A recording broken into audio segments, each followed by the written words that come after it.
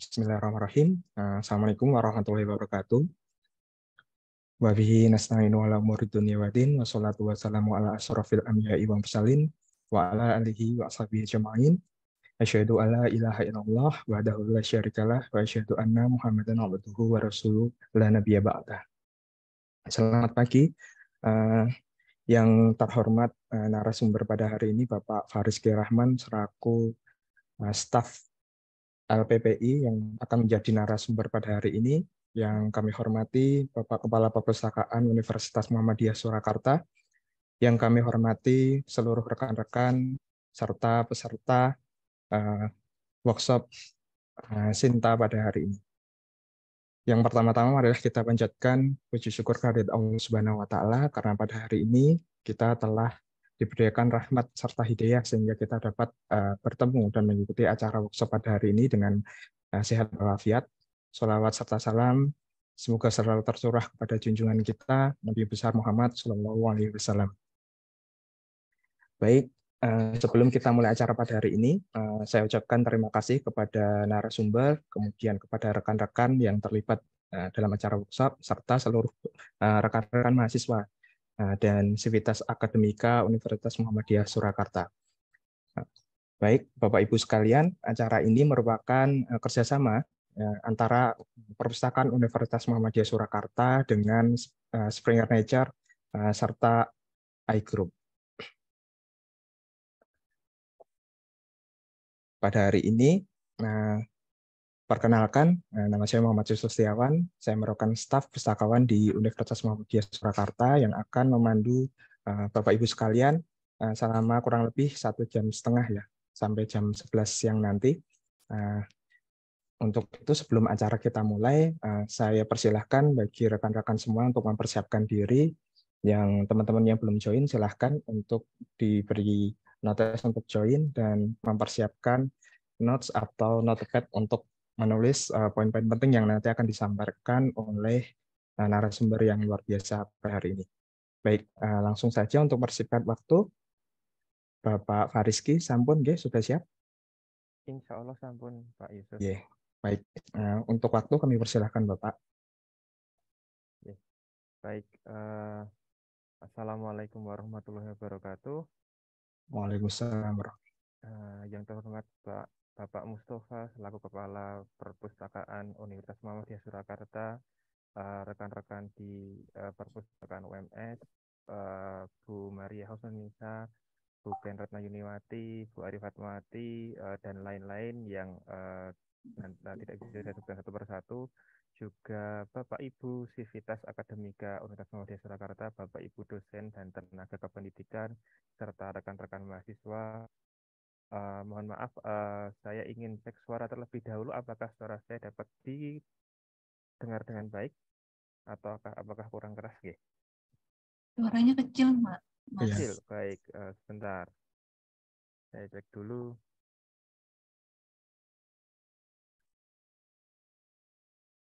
Oke, lalu cek tes.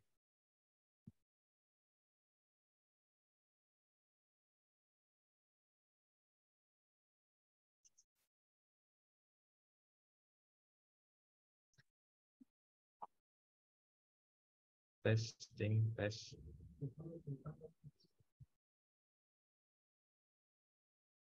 Apakah bisa didengar dengan baik sekarang? Sudah, Pak. Mungkin agak keras sedikit lagi, Pak. Iya, baik. Mohon maaf, mungkin sound-nya kurang terlalu maksimal, tapi akan saya perbaiki atau saya ganti dengan suara yang agak dikeraskan begitu. Mohon maaf karena mungkin ada efek puasa nih Bapak Ibu semuanya dan rekan-rekan. Kita sudah di pertengahan bulan, di tengah-tengah kerja, alhamdulillah dapat berkumpul secara virtual di Library Literacy Fest. Hari ini saya diberi kehormatan oleh teman-teman perpustakaan untuk mengisi materi di Library Literacy Fest terkait dengan Sinta. Untuk Bapak Ibu dosen di Universitas Muhammadiyah Surakarta mungkin sudah paham, sudah mengenal Sinta dan sudah menggunakan Sinta selama bertahun-tahun. Tetapi tidak ada salahnya saya di sini nanti mendampingi jenengan semua, Bapak Ibu dan rekan-rekan mahasiswa untuk mengenal lebih dalam atau mengenal secara pertama kali apakah itu Sinta dan bagaimana penggunaannya untuk kegiatan Anda sehari-hari baik sebagai dosen, tenaga kependidikan maupun mahasiswa. Nah, kita tahu bahwa banyak sekali source yang tersedia di luar untuk kebutuhan penelusuran pustaka. Perpustakaan UMS sendiri sudah menyediakan banyak sekali layanan digital untuk data, dokumentasi, publikasi, mulai dari Springer Nature, kemudian Scopus, kemudian beberapa database lain yang dapat dijangkau atau diakses oleh Bapak Ibu dan rekan-rekan mahasiswa di UMS seperti itu. Nah, saya akan share screen terkait dengan Sinta ini. Izin share screen untuk filesnya. Sebentar.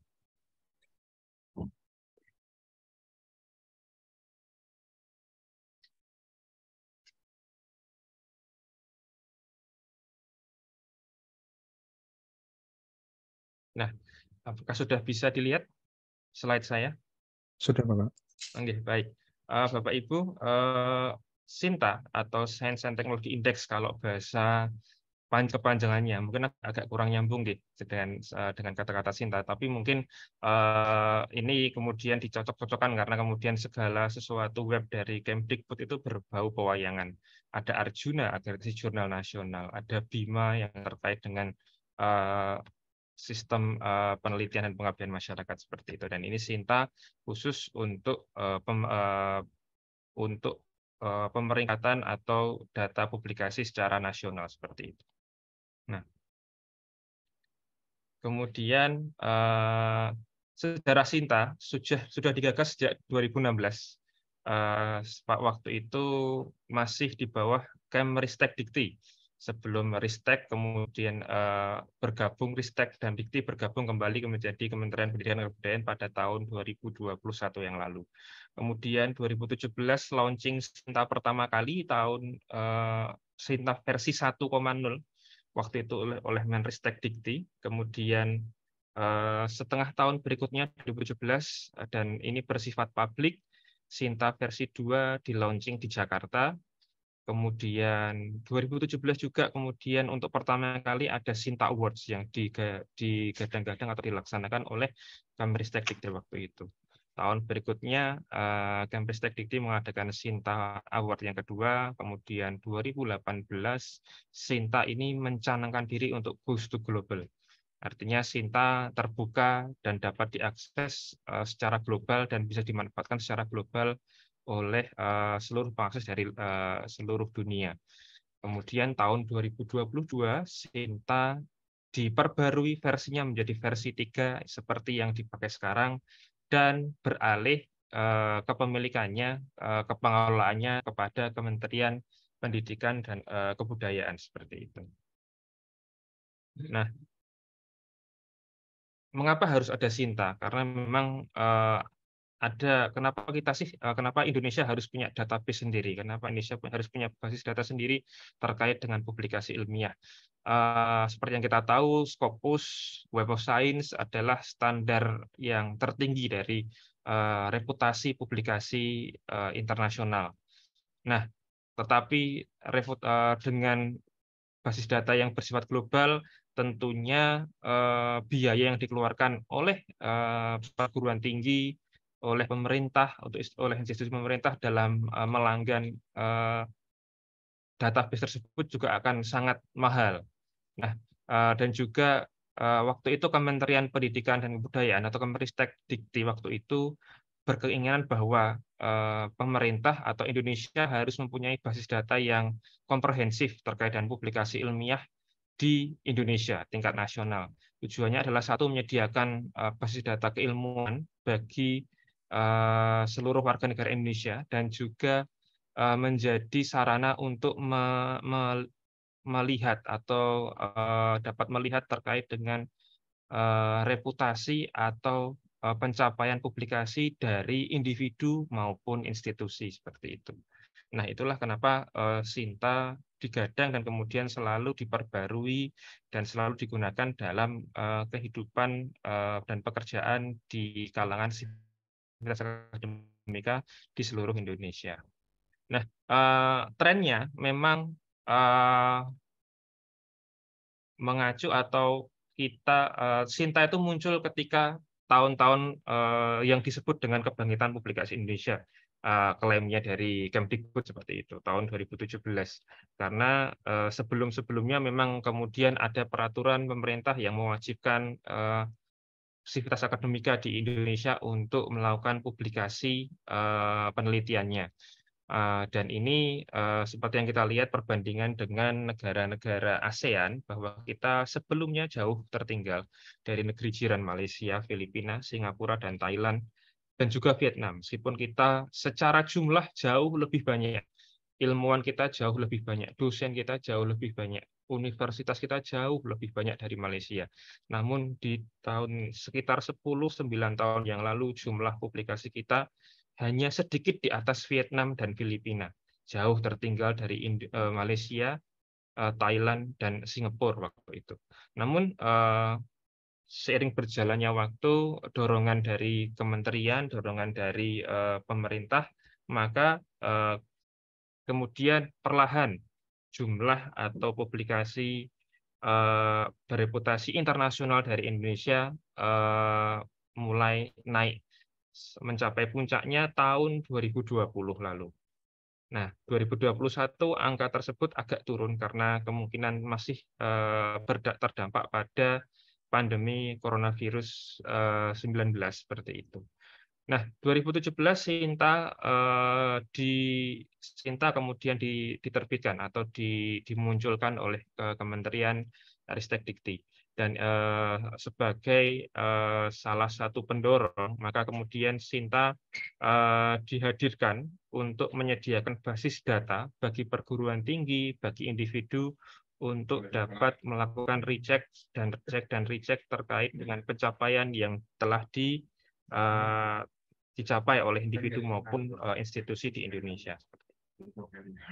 Nah, kita harap di tahun-tahun berikutnya pencapaian publikasi di Indonesia juga akan tetap lebih tinggi dari negara-negara jiran. Namun memang untuk pencapaian ini banyak pihak masih menganggap ini baru pencapaian secara angka atau kuantitas. Secara kualitas kita juga belum teruji. Secara kualitas kita belum teruji karena angka-angka yang dihasilkan atau jumlah yang dihasilkan itu kebanyakan memang dari proceeding conference, bukan dari artikel jurnal bereputasi internasional yang level tinggi. Seperti itu. Masih banyak didominasi oleh artikel conference proceeding. Nah, salah satu kontribusi kita dalam mengisi kemajuan ini bagi Bapak Ibu dosen dan juga adik-adik mahasiswa yang sedang melakukan riset untuk kelulusan S1 maupun S2 maupun S3, dan juga Bapak Ibu dosen adalah berlomba-lomba untuk melakukan penelitian yang bermanfaat bagi sekitar Anda, bagi masyarakat, bagi sesama, dan juga mendiseminasikannya dalam bentuk artikel jurnal yang berkualitas yang kemudian dapat menunjukkan daya saing dari bangsa Indonesia ini. Nah, Sinta sendiri adalah salah satu unsur dari ekosistem informasi riset yang kemudian dikembangkan oleh Kemristek Dikti dan dilanjutkan oleh Kemdikbud. Nah, selain Sinta, seperti yang saya bilang tadi, nama-namanya hampir semua diambil dari nama perwayangan. Ada Garuda, Garba, rujukan digital yang itu memang sejatinya adalah database inti dari seluruh publikasi nasional, baik itu yang terakreditasi atau tidak terakreditasi. Jadi Garuda ini dihadirkan agar kita bisa melihat atau kita bisa mencari dengan mudah artikel-artikel yang telah diterbitkan oleh jurnal nasional, baik yang sudah terakreditasi maupun yang belum terakreditasi. Nah, kemudian ada Bima yang kemudian menjadi website atau laman web atau sistem pengelolaan penelitian dan pengabdian seluruh Indonesia. Kemudian pelaporannya pun juga dilaksanakan di BIMA. Kemudian ada Rama yang kemudian menjadi pusat data repositori karya tulis seluruh perguruan tinggi di Indonesia. Juga kemudian ada Anjani, Anjungan Integritas Akademik Indonesia, yang di situ akan muncul laporan-laporan penyimpangan dan laporan-laporan penyimpangan publikasi ilmiah. Jadi kalau Anda masuk ke Garuda, artikel Anda masuk di Garuda, kemudian Anda punya di Sinta, harus bangga. Tapi jangan sekali-sekali bangga kalau kemudian Anda masuk ke Anjani. Nah, nanti Anjani seperti apa silahkan dicek di webnya anjani.kemdikbud.go.id terkait dengan penyimpangan-penyimpangan yang terjadi baik secara sengaja atau tidak sengaja yang dilakukan oleh peneliti di Indonesia. Jadi ada Anjani juga di sini yang terkait dengan integritas akademik seperti itu. Nah, untuk pengukuran riset, Sinta ini memang yang dibuat oleh Kementerian untuk mengukur capaian dari riset dan pengabdian masyarakat yang telah dilaksanakan di Indonesia seperti itu. Universitas Muhammadiyah Surakarta juga ikut serta dalam pengukuran riset ini dan memanfaatkan Sinta sebagai salah satu tolak ukur capaian riset dan publikasi Sivitas Akademika Universitas Muhammadiyah Surakarta. 90% dosen UMS, belum 100% sudah mempunyai ID atau akun Sinta.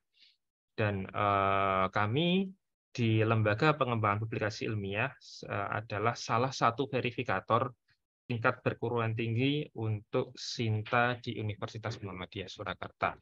Selain juga rekan-rekan dari LPMPP, Lembaga Pengabdian Masyarakat dan Pengembangan Persyarikatan, dan juga Lembaga Riset dan Inovasi seperti itu. Nah, selain itu ada Arjuna yang memang digunakan untuk sistem akreditasi jurnal nasional seperti itu. Nah, kesemuanya ini saling berkaitan. Jadi Sinta juga mengambil data dari Garuda, kemudian Garuda juga ambil data dari Sinta seperti itu.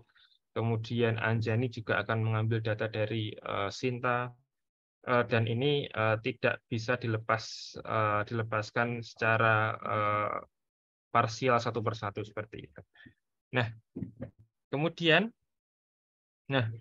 ada dua jenis peran yang ada di Sinta, Bapak Ibu dan rekan-rekan semuanya. Ada front end dan back end. Nah, di front end itu ada dua role, yaitu author, yaitu dosen atau peneliti, atau user public seperti itu.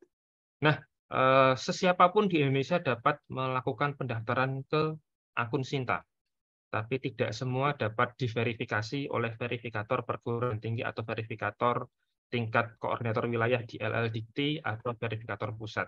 Nah, beberapa perguruan tinggi memperbolehkan mahasiswa untuk melakukan pendaftaran dan memverifikasi pendaftaran mahasiswa. Untuk di UMS, sementara ini kebijakan yang diambil oleh Universitas Muhammadiyah Surakarta adalah mewajibkan Bapak Ibu dosen di UMS untuk mendaftar di Sinta sebagai author di Sinta, dan membolehkan adik-adik mahasiswa untuk melakukan pendaftaran, namun mohon maaf untuk verifikasi tidak dapat kami berikan. Karena Sinta ini di UMS kami gunakan sebagai salah satu tolak ukur riset, capaian riset dan publikasi dari Bapak Ibu dosen UMS. Ketika kemudian ada user dari mahasiswa, yang kami takutkan adalah hasil atau capaian itu menjadi bias dan tidak bisa diukur dengan real seperti itu, karena kemudian ada data-data dari publikasi mahasiswa yang akan tercampur seperti itu. Namun tidak perlu khawatir, user yang tidak verified masih bisa menggunakan Sinta sebagai basis data untuk mencari publikasi ilmiah untuk referensi tugas akhir Anda seperti itu. Nah, di bagian belakang dapurnya Sinta atau back-end-nya Sinta ada beberapa peran. Yang pertama adalah verifikator pusat. Verifikator pusat ini ditangani oleh Kementerian di Kemdikbud, di Dirjen RTPM, Riset, Teknologi, Penelitian dan Pengabdian kepada Masyarakat, di Subdit Fasilitas atau Subdit Fasilitasi Jurnal atau Pengelolaan Jurnal. Nah, kemudian di setiap wilayah LLDikti ada verifikator wilayah Korwil. Kemudian di setiap perguruan tinggi ada 2 jenis verifikator. Yang pertama adalah verifikator perguruan tinggi, dan yang kedua yang baru saja dibuat tahun kemarin yaitu verifikator perguruan tinggi khusus untuk LPPM seperti itu. Nah, awalnya Sinta ini hanya mempunyai verifikator perguruan tinggi saja karena yang dimasukkan hanyalah data publikasi. Tetapi per 2023 kemarin data-data penelitian, pengabdian masyarakat, hak cipta, dan buku itu dimasukkan ke Sinta, sehingga perlu tambahan verifikator dari rekan-rekan dari lembaga penelitian dan pengabdian masyarakat untuk memverifikasi data penelitian, data pengabdian masyarakat, agar data tersebut menjadi valid seperti itu.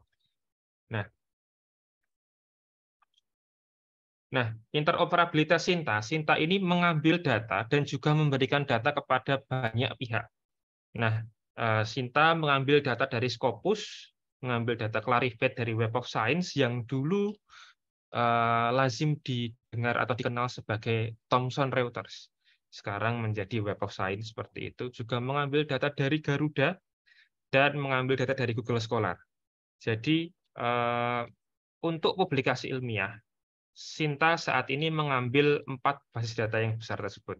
Pertama adalah Scopus, kedua adalah Clarivate Web of Science, ketiga adalah Garuda, yang keempat adalah Google Scholar untuk publikasi. Kemudian juga untuk evaluasi capaian juga bekerja sama dengan salah satu produk dari Elsevier atau yang juga memiliki Scopus yaitu Sival seperti itu. Juga kemudian untuk mengambil data dari untuk RAMA, repositori untuk data dari publikasi skripsi mahasiswa masih dalam tahap perencanaan dan belum pada tahap pengaplikasian pengambilan data dari RAMA ke Sinta. Kemudian untuk data hak cipta paten itu bekerjasama dengan Kementerian Hukum dan HAM untuk mengambil data dari DJKI, Direktorat Jenderal Kekayaan Intelektual terkait dengan hak cipta, paten, dan merek. Kemudian juga bekerja sama dengan Perpustakaan Nasional yang menjadi pemilik data ISBN, data buku, untuk menjadi salah satu unsur verifikasi data buku yang ada di Sinta. Kemudian juga bekerja sama dengan PD Dikti, Pangkalan Data Pendidikan Tinggi, untuk memverifikasi data Bapak Ibu dosen. Juga kemudian Sinta memberikan atau saling memberi dan menerima dengan web Bima dan juga Sister. Nah, Bima dan Sister ini dan juga PAK ini lebih dikenal Bapak Ibu dosen saja, dan untuk mahasiswa mungkin tidak dapat mengakses seperti itu. Tetapi yang perlu dipahami adalah Sinta ini tidak berdiri sendiri. Sinta mengkompilasi data dari Scopus, kemudian Web of Science, Garuda, dan lain sebagainya. Artinya tidak semua data dari Scopus itu ada di Sinta. Tidak semua artikel di Google Scholar itu ada di Sinta.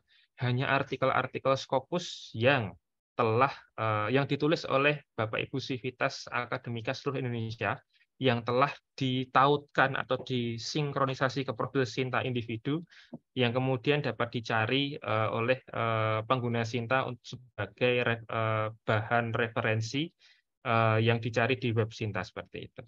Nah, artinya memang Sinta tidak kemudian menjadi one stop shopping untuk publikasi ilmiah. Tetapi paling tidak Anda bisa mengandalkan Sinta ini untuk mencari informasi terkait dengan pemeringkatan jurnal, terkait dengan kuartil sebuah jurnal di Scopus, dan juga dapat melihat kinerja dari institusi atau universitas Anda terkait dengan riset, publikasi, dan pengabdian kepada masyarakat seperti itu. Nah, selanjutnya, ini jumlah yang di-boost atau disampaikan oleh Kementerian Pendidikan. Ada 5.000 lebih afiliasi yang sudah bergabung dengan Sinta. Ada 241, mungkin sekarang sudah lebih 250.000 author yang ada di Sinta. Jadi kalau jenengan punya dosen Bapak Ibu dosen Anda itu pasti punya Sinta, hampir pasti. Di UMS ada sekitar, terakhir kami data ada sekitar 50 dosen yang belum mempunyai Sinta ID.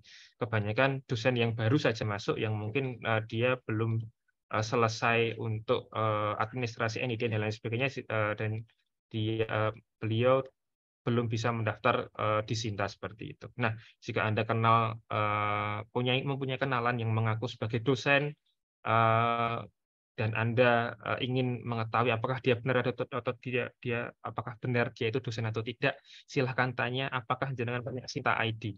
Kalau dia tidak punya Sinta ID, ragukan bahwa dia itu adalah seorang dosen. Karena seluruh dosen di Indonesia itu pasti punya Sinta ID. Kalau dia tidak punya Sinta ID, dia tidak bisa melanjutkan jenjang karirnya sebagai dosen. Karena Sinta ID itu sangat diperlukan untuk pengajuan proposal penelitian, kemudian pengajuan proposal pengabdian, pendanaan penelitian dan pengabdian, untuk jenjang karir, untuk peraihan jabatan fungsional, dan lain sebagainya, dan juga sertifikasi seperti itu. Nah, selain itu ada data buku, hak cipta, dan juga prototipe produk yang bisa dimasukkan di Sinta ini. One stop shopping banyak, tapi jangan diandalkan sebagai satu-satunya basis data untuk mencari referensi publikasi seperti itu. Nah, ini laman depan dari Sinta. Laman depan dari Sinta. Webnya adalah sinta.kemdikbud.go.id seperti itu. Ini adalah front end-nya seperti itu. Dan nanti akan saya bawa Anda semua untuk menjelajah Sinta secara real time seperti itu. Nah, kita lanjut saja. Nah, ini adalah fitur baru yang ada di Sinta versi 3.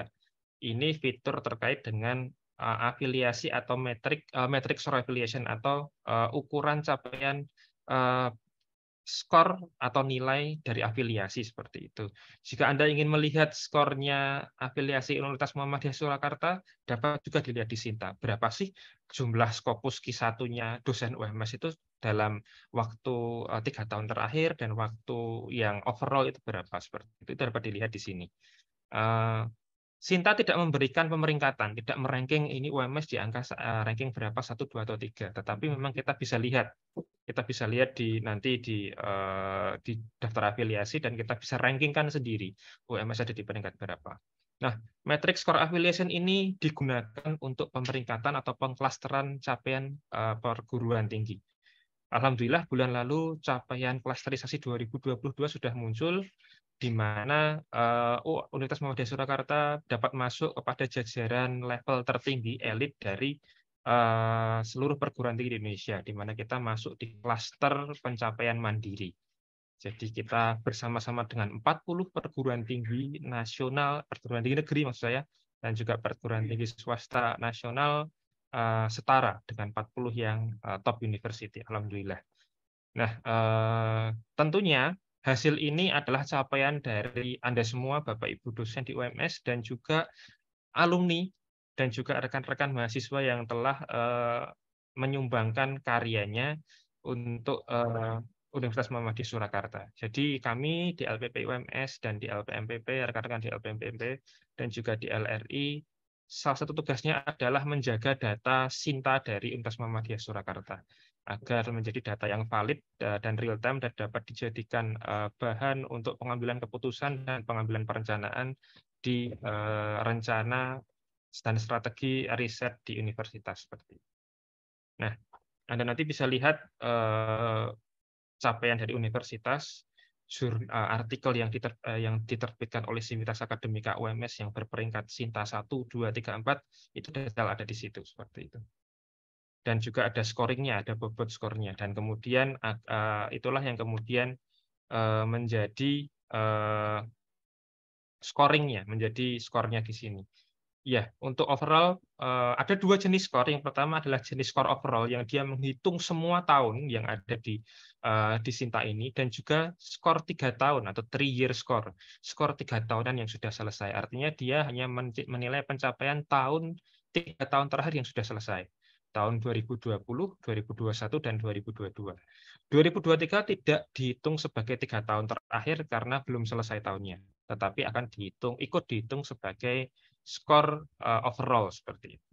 Nah, juga nanti Sinta akan berencana meluncing skor productivity atau produktivitas dari afiliasi maupun individu. Nah, karena memang untuk objektivitas produktivitas tidak bisa dinilai dari kuantitas skornya, nggih. Universitas-universitas besar seperti UI, ITB, UGM pasti akan leading karena dia punya resource yang banyak, karena dia punya dosen yang banyak dalam melakukan publikasi ilmiah dan penelitian serta pengabdian masyarakat. Namun dengan adanya skor produktivitas akan kita bisa lihat rata dari individu dosen di setiap universitas. Apakah semua dosen ini mempunyai kontribusi atau kontribusinya hanya terpusat pada beberapa prodi, fakultas atau individu saja. Artinya kita bisa lihat produktivitas rata dari seluruh sivitas akademika pada perguruan tinggi di Indonesia. Nah, dan seperti itu nanti kita mungkin bisa mengungguli Universitas Indonesia, kita bisa mengungguli Undip dan lain sebagainya dengan catatan memang semua unsur yang ada di UMS ini bekerja keras untuk melakukan penelitian dan publikasi seperti itu. Dan tidak tertutup kemungkinan pula bahwa nanti kita diungguli oleh universitas yang mungkin secara skala jauh di bawah kita, karena produktivitas mereka untuk tiap individu sangat bagus seperti itu. Nah, ini nanti yang akan direncanakan yaitu terkait dengan productivity dan produktivitas secara 3 tahunan seperti itu. Nah, kita lanjut, nggih. Untuk pertanyaan nanti kita simpan dulu, nggih Pak Yusuf, nggih. Nanti saya selesaikan slide-nya dulu seperti itu. Iya, kita selesaikan dulu sampai materinya, Bapak. Nanti di akhir sesi saja untuk atensi pertanyaannya. Baik, nggih. Nah, tadi ada yang di tengah-tengah, ada yang resen, tapi Ya. mohon maaf, nggih. Ya, monggo silakan Pak dilanjut. Oke. Kemudian ada juga selain metrik dari afiliasi juga ada metrik dari author. Nah, ini jadi ini adalah salah satu unsur keterbukaan informasi bagi masyarakat. Jadi dosen di Indonesia sekarang bisa dilihat capaiannya secara publik oleh masyarakat luas melalui Sinta ini. Jadi setiap dosen, baik itu profesor sampai dosen yang baru masuk, akan ada rekam jejaknya di sini. Jadi kalau rekan-rekan mahasiswa ingin tahu rekam jejak dosen Anda, jangan bisa cari di Sinta. Oh, dosen saya itu sudah publikasi berapa banyak sih, di mana saja. Kalau Anda ingin tahu pakar-pakar yang ada di luar, pakar-pakar politik misal atau ekonomi, dan dia juga merupakan dosen, jangan bisa lihat rekam jejak beliau di publikasi dan penelitian seperti itu. Dan ini juga sama seperti yang di afiliasi, ada skor 3 tahunan dan juga skor overall. Nah, bedanya memang kemudian di scoringnya ada pembedaan ketika beliau menjadi penulis pertama, menjadi penulis kedua, dan lain sebagainya. Nah, kemudian ini yang kemudian berbeda dengan yang versi 2. Karena waktu itu versi 2 itu hanya membedakan dengan publikasi Scopus Q1, Q2, dan lain sebagainya, dan tidak menghitung jumlah buku, tidak menghitung jumlah riset, jumlah dana yang diterima tidak dihitung seperti itu. Ini yang membedakan dengan versi yang kedua yang lalu. Nah, Sinta user ini ada beberapa peran dan tugasnya dan tanggung jawabnya dan juga haknya. Yang pertama adalah author, atau bisa peneliti, bisa mahasiswa, bisa dosen, adalah dia wajib, untuk dosen wajib registrasi author Sinta dan wajib mengupdate data. Wajib melakukan updating data individu untuk kemudian disinkronkan ke data Sinta, database besar Sinta seperti itu. Verifikator institusi di masing-masing institusi seperti saya dan kemudian rekan-rekan di LPPI, LPMPP, dan LRI adalah memvalidasi pendaftaran, memverifikasi pendaftaran, kemudian memverifikasi Google Scholar ID dan Scopus ID Author. Jika Bapak Ibu dosen melakukan pendaftaran dan belum kami verifikasi, ada beberapa hal. Salah satunya adalah kemungkinan besar Google Scholar yang didaftarkan bukan Google Scholar yang dimiliki, atau Google Scholar-nya belum bersifat publik, sehingga Sinta tidak bisa crawling data atau menarik data dari profil Google Scholar. juga Scopus ID masih harus kami cek terlebih dahulu untuk untuk menjaga validitas dari data yang diberikan. Kemudian kami juga membantu memperbaiki data author. Jadi di LPPI, di LPMPP, dan di LRI secara berkala kami berkumpul untuk melihat atau memverifikasi data dari Bapak Ibu dosen dan juga memperbaiki data jika kemudian ada ketidakwajaran yang muncul. Misal satu dosen itu ternyata di data Google Scholar-nya ada publikasi setahun bisa sampai ratusan. Ternyata data di Google Scholar-nya tidak baik, dan kemudian kami harus menghubungi beliau, memandu beliau untuk memperbaiki profil Google Scholar-nya agar profil Google Scholar-nya bersifat valid dan tidak tercampur dengan publikasi dari orang lain seperti itu. Misalnya seperti itu. Kemudian membantu proses sinkronisasi data. Dan ini memang yang lazim kami lakukan dan sering rutin kami lakukan adalah melakukan sinkronisasi data. User, peneliti, dan dosen itu mempunyai hak untuk meminta sinkronisasi, tetapi hanya dibatasi 1 kali selama seminggu. Kemudian ada verifikator core will, itu kemudian membantu membimbing verifikator perguruan tinggi di wilayahnya. Jadi kami UMS tergabung di LLDikti 6 yang berkantor di Semarang. Kami jika ada masalah juga harus koordinasi dengan verifikator core will di LLDikti 6. Dan koordinator wilayah juga memonitor data di wilayahnya sendiri. Dikti 6, 1, 2, 3 itu akan punya laporan ke pusat terkait dengan data Sinta yang ada dari perguruan tinggi yang ada di bawah Dikti tersebut. Kemudian verifikator pusat adalah verifikator yang admin nasional seperti itu. Jika ada kemudian dosen, misal dosen berpindah dari satu universitas ke universitas lain, maka yang harus dilakukan adalah menghubungi verifikator pusat untuk kemudian memindahkan dosen tersebut kepada afiliasinya yang baru. Tetapi juga harus didukung dengan data-data yang ada. Misalkan NIDN-nya sudah tergabung di PD Dikti dengan afiliasinya yang baru seperti itu. Beberapa Bapak Ibu dosen UMS yang baru yang berpindah dari universitas lain sampai sekarang belum tergabung di UMS di Sinta karena memang beberapa NIDN masih ada di universitas lain seperti itu dan belum diurus kepindahannya atau belum selesai pengurusan kepindahannya ke Universitas Muhammadiyah Surakarta. Nah, kemudian wajib untuk membantu kami verifikator di institusi jika ada permasalahan yang tidak bisa kami tangani, yang tidak bisa kami akses seperti itu. Dan juga kemudian melakukan updating atau pembaruan data afiliasi.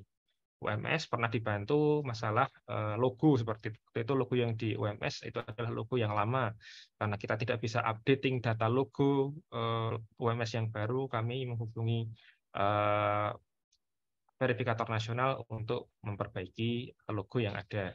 Kemudian ada kekeliruan pencantuman pemeringkatan jurnal dari sebuah jurnal di UMS, padahal sudah Sinta 2 tetapi masih ditulis sebagai Sinta 4. Kami harus menghubungi verifikator pusat untuk memperbarui datanya seperti itu. Nah, tetapi untuk di UMS ada di kami untuk data publikasi, Bapak Ibu dosen UMS dapat menghubungi saya di LPPI. Untuk data penelitian dapat kontak dengan Mas Eko Daryadi di LRI atau Mas Afif di LRI. Juga untuk data pengabdian masyarakat di Mas Rahmat di LPMPP seperti itu. Tapi untuk data publikasi, baik itu artikel, kemudian proceeding, dan juga buku, dapat menghubungi kami di LPPI. Nah, kemudian Sinta juga memberikan peta kerjasama antara institusi di Indonesia seperti itu. Jadi kita bisa melihat UMS itu seringnya kerjasama dengan universitas mana sih seperti itu di Indonesia. Nah, kita untuk di UI dia ternyata sangat masif kerjasamanya karena networkingnya. Dia sampai hampir seluruh pulau besar di Indonesia kecuali pulau di Papua. Nah, untuk UMS saya lihat terakhir memang masih sebatas di Pulau Jawa, Jawa Tengah, dan ada beberapa yang dari luar pulau. Tetapi memang istimewa dari Persyarikatan Muhammadiyah bahwa setiap perguruan tinggi Muhammadiyah itu pasti punya tali networking. Jadi kita juga pernah kerjasama dengan Universitas Muhammadiyah di Banda Aceh, di Sorong, di Uni Muda di Sorong, juga pernah ada catatannya, juga dari Gorontalo, dari Kupang, dari Mataram. Jadi kita bersyukur berada di Perserikatan Muhammadiyah dan punya banyak rekan dan memudahkan kita untuk berjejaring dalam publikasi ilmiah, dalam capaian riset. Nah, berikutnya ada ini untuk kerjasama yang magnitude ya, jadi lebih banyak dengan yang mana jumlahnya itu nanti ditandai dengan circle yang lebih besar seperti itu. Nah, networking author juga ada di sini. Artinya jenengan juga akan bisa melihat Bapak Ibu dosen bisa melihat saya itu seringnya berkolaborasi dengan siapa, dengan dosen siapa. Itu akan bisa dilihat di sini. Kebanyakan memang semakin banyak jejaring, itu biasanya akan juga semakin banyak capaian publikasinya. Semakin banyak Anda berjejaring, maka semakin tinggi pula capaian riset Anda. Jadi Bapak Ibu Bapak Ibu dosen UMS jangan segan-segan untuk berjejaring, bersosialisasi dengan dosen tidak hanya di UMS, tapi juga tidak hanya dengan sesama PTM, tetapi juga silahkan berjejaring dengan dosen-dosen di luar jejaring perguruan tinggi Muhammadiyah ataupun Aisyah, dan juga dikembangkan kepada jejaring internasional seperti itu.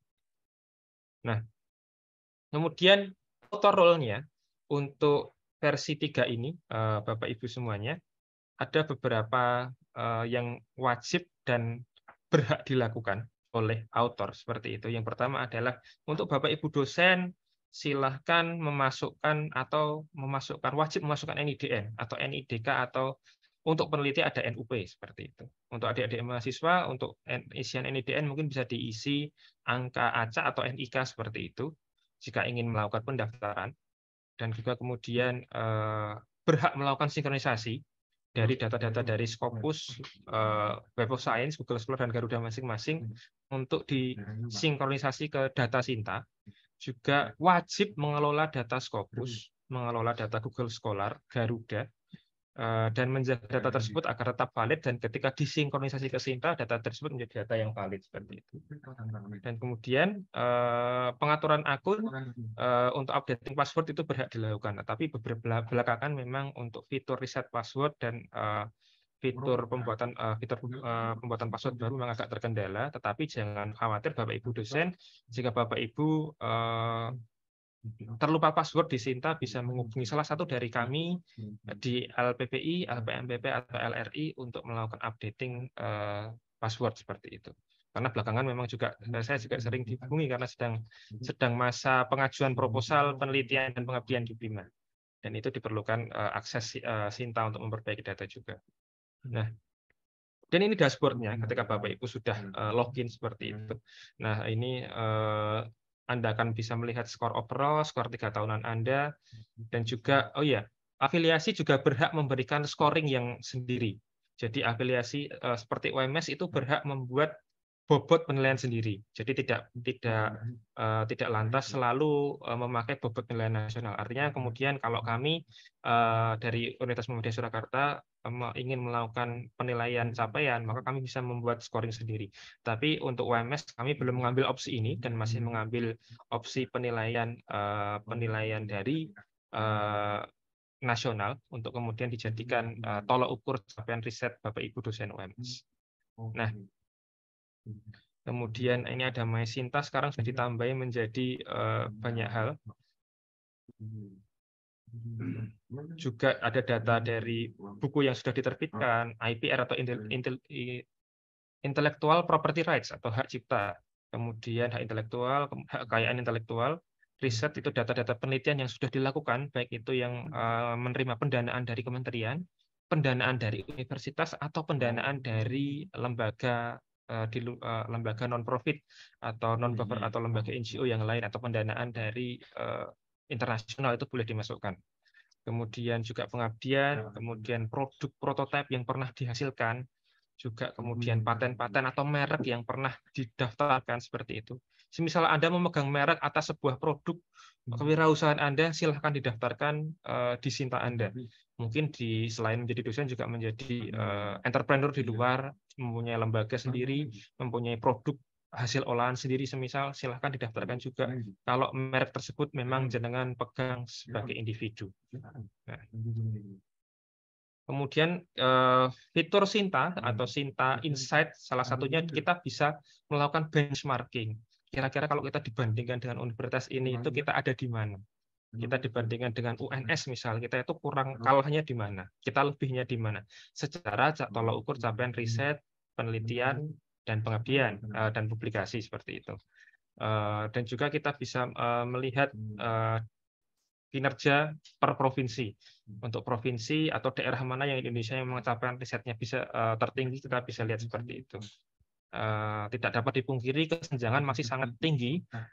Capaian riset di Pulau Jawa dan di luar Jawa memang masih sangat tinggi. Dan ini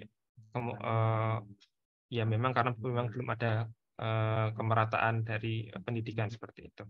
Tapi mungkin kita juga bisa membantu UMS sekali bekerja sama dengan universitas-universitas terutama PTM yang ada di pelosok. Mungkin adik-adik mahasiswa pernah diajak pengabdian masyarakat di Sorong, ada yang pernah di Kupang, ada yang pernah di Mataram, ada yang pernah di Gorontalo, ada yang pernah di terakhir itu juga di Banda Aceh juga ada seperti itu. Kita membantu juga perguruan tinggi yang lain riset untuk perguruan tinggi yang ada di pelosok yang kemungkinan dia tidak mempunyai akses pendanaan yang sebesar yang dipunyai UMS. Nah, kita bisa lakukan benchmarking dan juga bisa melihat statistik detail. Scopus di UMS itu artikelnya ada berapa sih per tahun ini. Nah, kita bisa lihat detail melalui Sinta tanpa harus masuk ke Scopus seperti itu.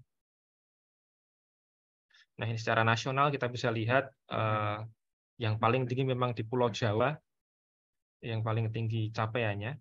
Untuk di Jawa sendiri ternyata Jawa Tengah juga tidak terlalu baik, masih kalah dengan Jawa Timur dan Jawa Barat seperti dan DKI Jakarta untuk capaiannya. Kemudian dokumen per tahun kita juga bisa lihat di sini di Scopus, dan yang paling banyak menyumbang kita bisa lihat yang di Scopus di Indonesia itu penyumbangnya paling banyak itu universitas mana, kita bisa juga lihat di sini di insight ini, fitur insight seperti ini. Nah, secara nasional kita juga bisa melihat untuk seluruh Indonesia itu publikasi publikasi riset itu yang paling banyak yang mana.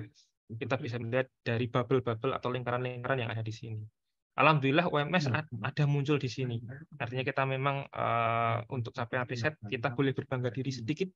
Kita muncul di antara perguruan tinggi negeri dan swasta yang ada di Indonesia. Di sini tidak banyak perguruan tinggi swasta, tidak banyak, kebanyakan perguruan tinggi negeri ya. Tapi ada beberapa PTM itu yang menjadi salah satu menjadi kebanggaan kita sebagai kader dan warga Muhammadiyah. Ada UMS, UMJ, ada UAD juga di sini. Bersaing dengan perguruan tinggi negeri yang elit yang ada di Indonesia.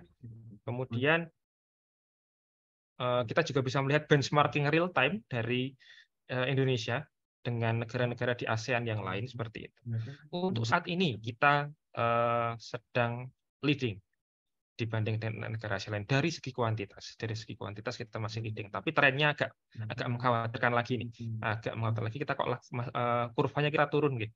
Padahal yang lain seperti Malaysia itu stabil beranjak naik seperti itu.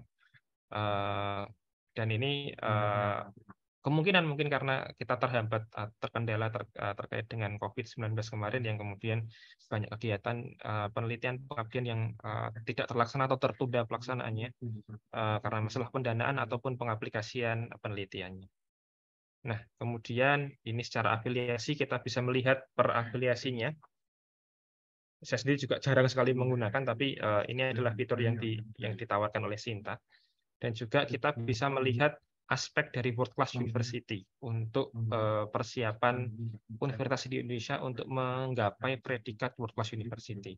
Dan ini juga salah satu visi dan misi dari Universitas Muhammadiyah Surakarta yang dicanangkan oleh Pak Rektor Bapak Profesor Dr. Sofyan Anif bahwa 2029 kita sudah harus menjadi World Class University.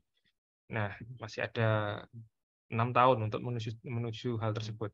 Tapi memang luar biasa sulit karena unsur dari penilaian World Class University ini adalah publication untuk per bidang ilmu. Nah, jadi tidak hanya menonjolkan bidang ilmu tertentu, tapi bidang ilmu yang ada di UMS, semua fakultas yang ada di UMS wajib untuk memberikan kontribusi.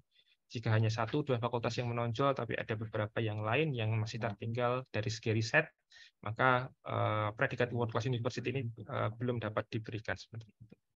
Nah, itu slide saya terkait dengan Sinta ini, dan mungkin sebelum saya nanti menjelajah Sinta bareng Anda semuanya, saya mungkin akan menjawab pertanyaan dulu, Pak Yusuf. Monggo silahkan. Oke, baik. Terima kasih Bapak Fariski. Mungkin akan saya bacakan pertanyaan yang sudah kami kumpulkan. Ini akan kami tayangkan slide pertanyaan yang sudah kami korespondensi ya. Baik, silahkan Mas Hanum untuk menunjukkan. Baik. Ini yang pertama ya Pak. Iya. Yang pertama dari Saudari Marleni Nur. Bagaimana cara mudah mengetahui bahwa jurnal itu sudah terindeks Sinta? Oke, langsung saya jawab nggih. Kalau begitu saya izin share screen sekali lagi. Nggih, saya izin share screen untuk bisa menjelajah ke webnya Sinta. Nah.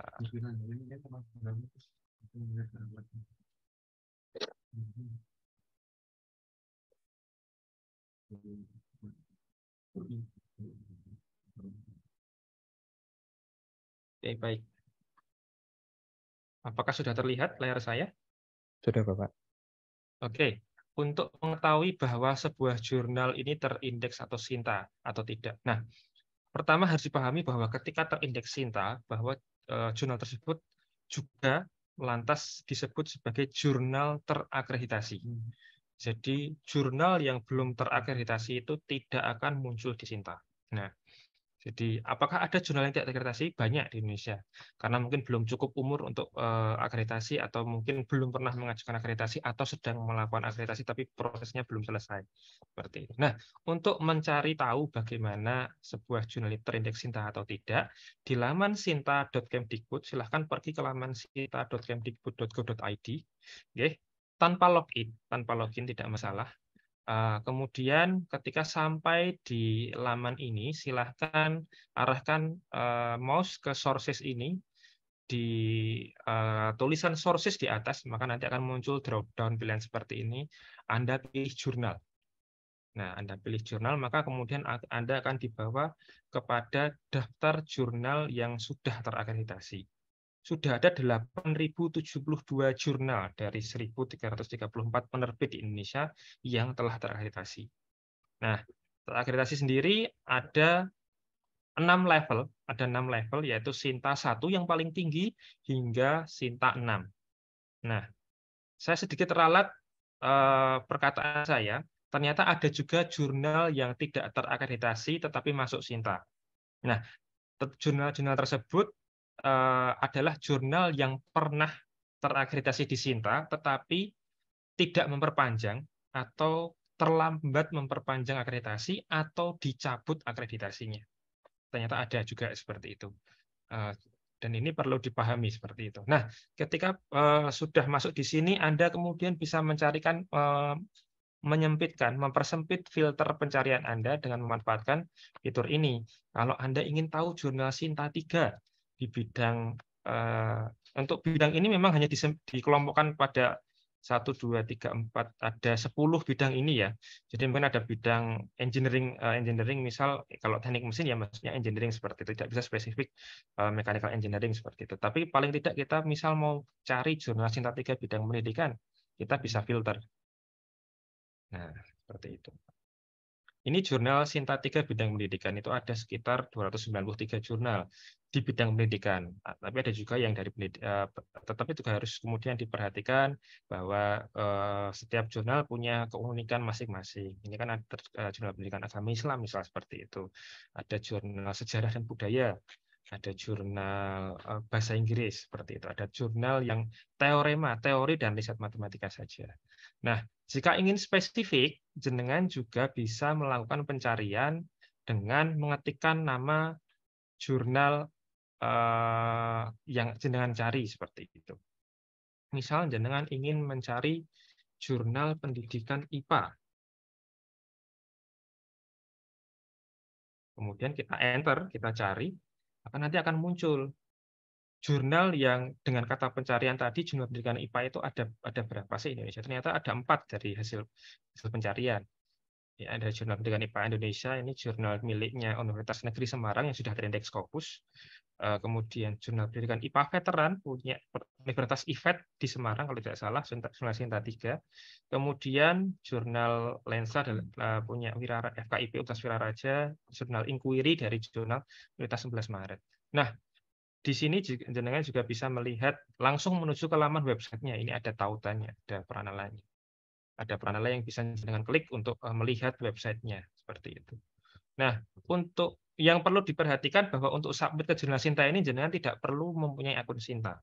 Yang perlu itu jenengan mempunyai akun di jurnal tersebut seperti itu. Nah, begitu nggih, Mbak Marleni untuk pertanyaan pertama, semoga bisa terjawab nggih. Dengan pertanyaan tadi. Monggo selanjutnya. Nggih.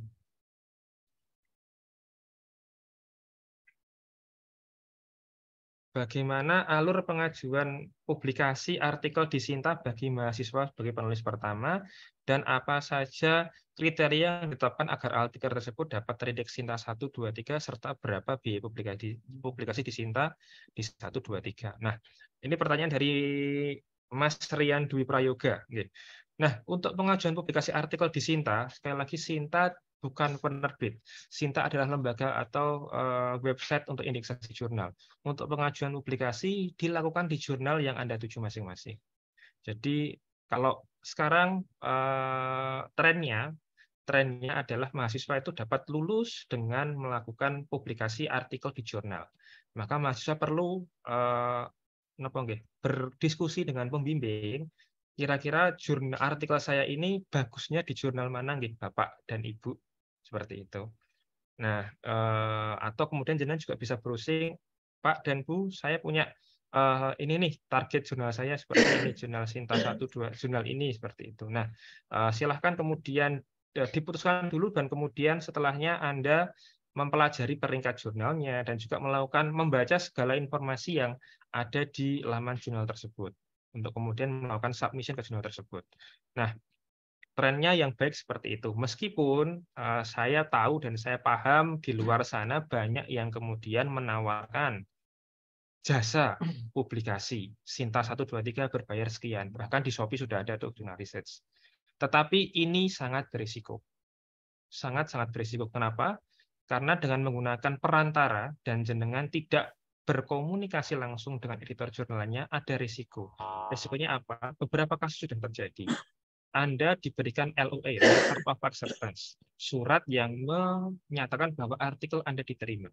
Oleh si perantara tadi, jenengan diberikan LOA tersebut. Nah, Anda menunggu, saya sudah dapat LOA ini, sudah bisa daftar skripsi, daftar wisuda atau diunggah di MySkripsi. Ternyata artikel Anda tidak terbit-terbit. Anda nggak jadi wisuda. Anda hubungi editor jurnalnya. Ternyata editor jurnalnya tidak pernah menerbitkan LOA tersebut untuk artikel Anda. Jadi ada beberapa kasus LOA yang diberikan adalah LOA palsu dan Anda harus hati-hati. Dan kemudian sebenarnya sudah membayar sekian juta seperti itu. Itu praktek yang sangat berisiko. Dan untuk jurnal UMS kami berani menjamin bahwa tidak ada jurnal UMS yang melakukan praktek seperti itu. Jika Anda kemudian ingin submit di jurnal UMS, silakan submit ke web jurnal masing-masing. Karena kami di LPPI juga sebagai supervisor atau yang melakukan koordinasi penerbitan di jurnal UMS. Jika ada jurnal yang melakukan pelanggaran etika publikasi tersebut, karena itu termasuk dalam ranah pelanggaran etika publikasi, maka kami akan melakukan tindakan seperti itu. Ada beberapa jurnal yang sudah dicabut status akreditasinya terkait dengan praktek praktek publikasi yang tidak etis dan tidak menurut pada etika publikasi tersebut. Nah, kedua, apa saja kriteria yang ditetapkan agar artikel tersebut bisa terindeks Sinta 1, 2, dan 3. Nah, kriterianya yang jelas artikel tersebut harus mematuhi kaidah penelitian dikasih bahwa harus ada untuk jurnal Sinta 1 dan 2 dan 3 biasanya dia mencari novelty atau baruan dari artikel. Artinya artikel itu tersebut berbeda, belum pernah ada sebelumnya. Kalau sudah pernah ada, jenengan tinggal mengganti subjek penelitian atau objek penelitian tempat penelitian bagi pengelola jurnal Sinta 1, 2, dan 3 itu tidak menarik. Mengapa? Karena jurnal Sinta 1, 2, dan 3 itu biasanya jurnal tersebut sudah berencana untuk go internasional, untuk terindeks di indeksasi bereputasi internasional. Mereka mencari artikel-artikel yang berpotensi untuk disitasi.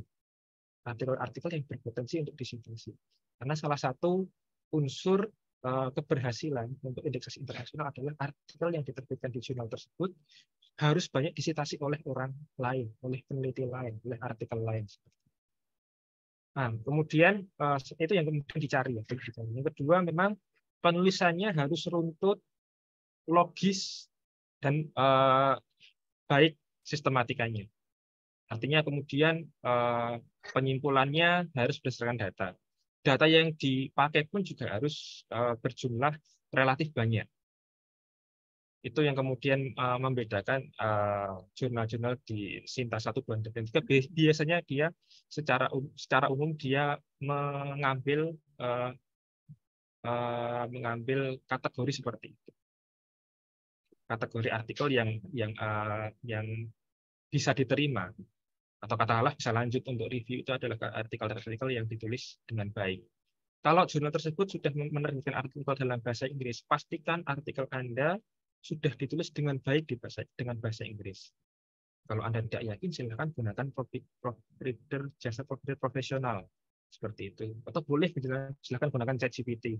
ChatGPT itu luar biasa dengan tulis dalam bahasa Inggris, perintahkan dia untuk please refine the paragraph atau please rewrite paragraph into a good academic English, dia dan tuliskan dengan baik.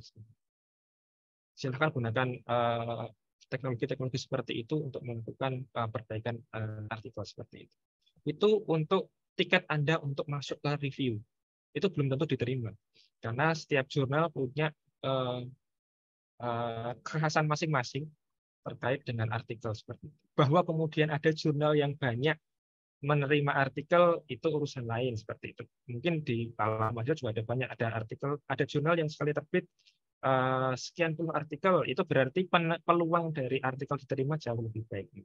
Tetapi belum tentu dengan jumlah artikel yang baik itu kualitas artikelnya juga lebih baik. Begitu nggak Mas Rian? Kemudian biaya publikasi ini beragam. Ada yang dan ini memang hak prerogatif atau hak dari setiap jurnal untuk memberikan biaya seperti itu. Jurnal UMS Sinta 2 ada yang masih gratis.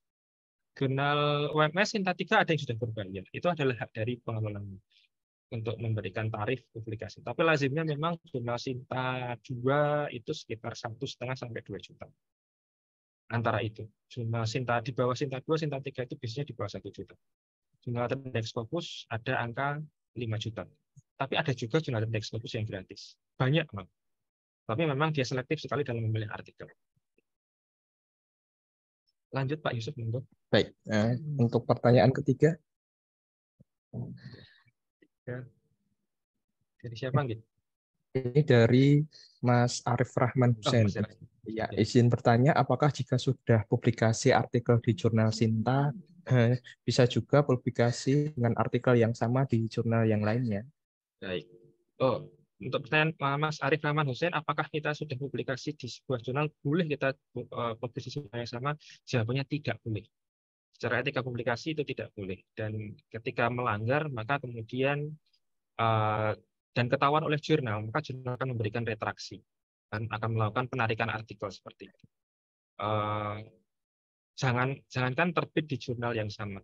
Bahkan di beberapa jurnal itu kemudian kalau Anda perhatikan ada ketika mengirim artikel itu diminta memberikan pernyataan bahwa artikel ini sedang tidak dalam pertimbangan jurnal lain.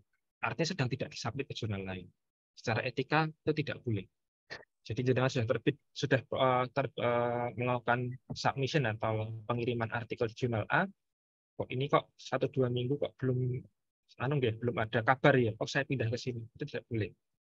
Yang boleh Anda lakukan adalah dengan ngabari ke jurnal A bahwa karena saya tidak mendapatkan kabar dalam waktu 2 minggu, mohon izin untuk melakukan penarikan artikel saya. Dan kemudian silahkan ke jurnal B. Dan kemudian itu akan membuat Anda secara legal lebih punya punya hak seperti itu, bahwa Anda sudah melakukan komunikasi dengan pihak jurnal bahwa Anda menarik artikel. Toh kalau kemudian artikel tersebut tetap diproses oleh jurnal, maka kemudian Anda sudah punya alasan bahwa Anda sudah menarik. Kenapa? Karena sudah lama dan tidak ada kabar dari jurnal. Dan ini juga mungkin Pak Yusuf berkaitan dengan lama pertanyaan berikutnya dari Mbak Elvira Putri. Ya. Berapa lama proses publikasi jurnal Sinta dan apa perbedaan Sinta 1 sampai Sinta 6?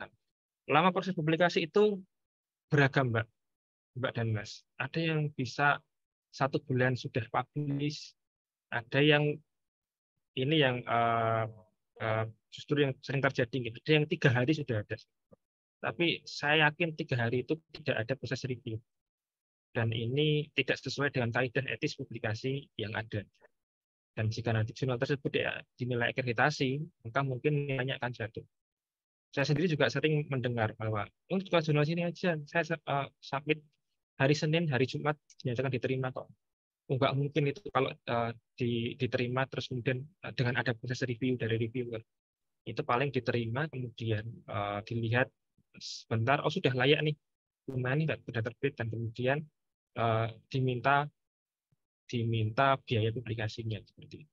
Itu salah satu ciri jurnal predator. Dengan ada istilah jurnal predator adalah seperti itu. Artinya tidak ada upaya dari jurnal untuk memperbaiki artikel yang masuk dan hanya mengambil dana atau tarik dari peneliti untuk terbit saja seperti itu.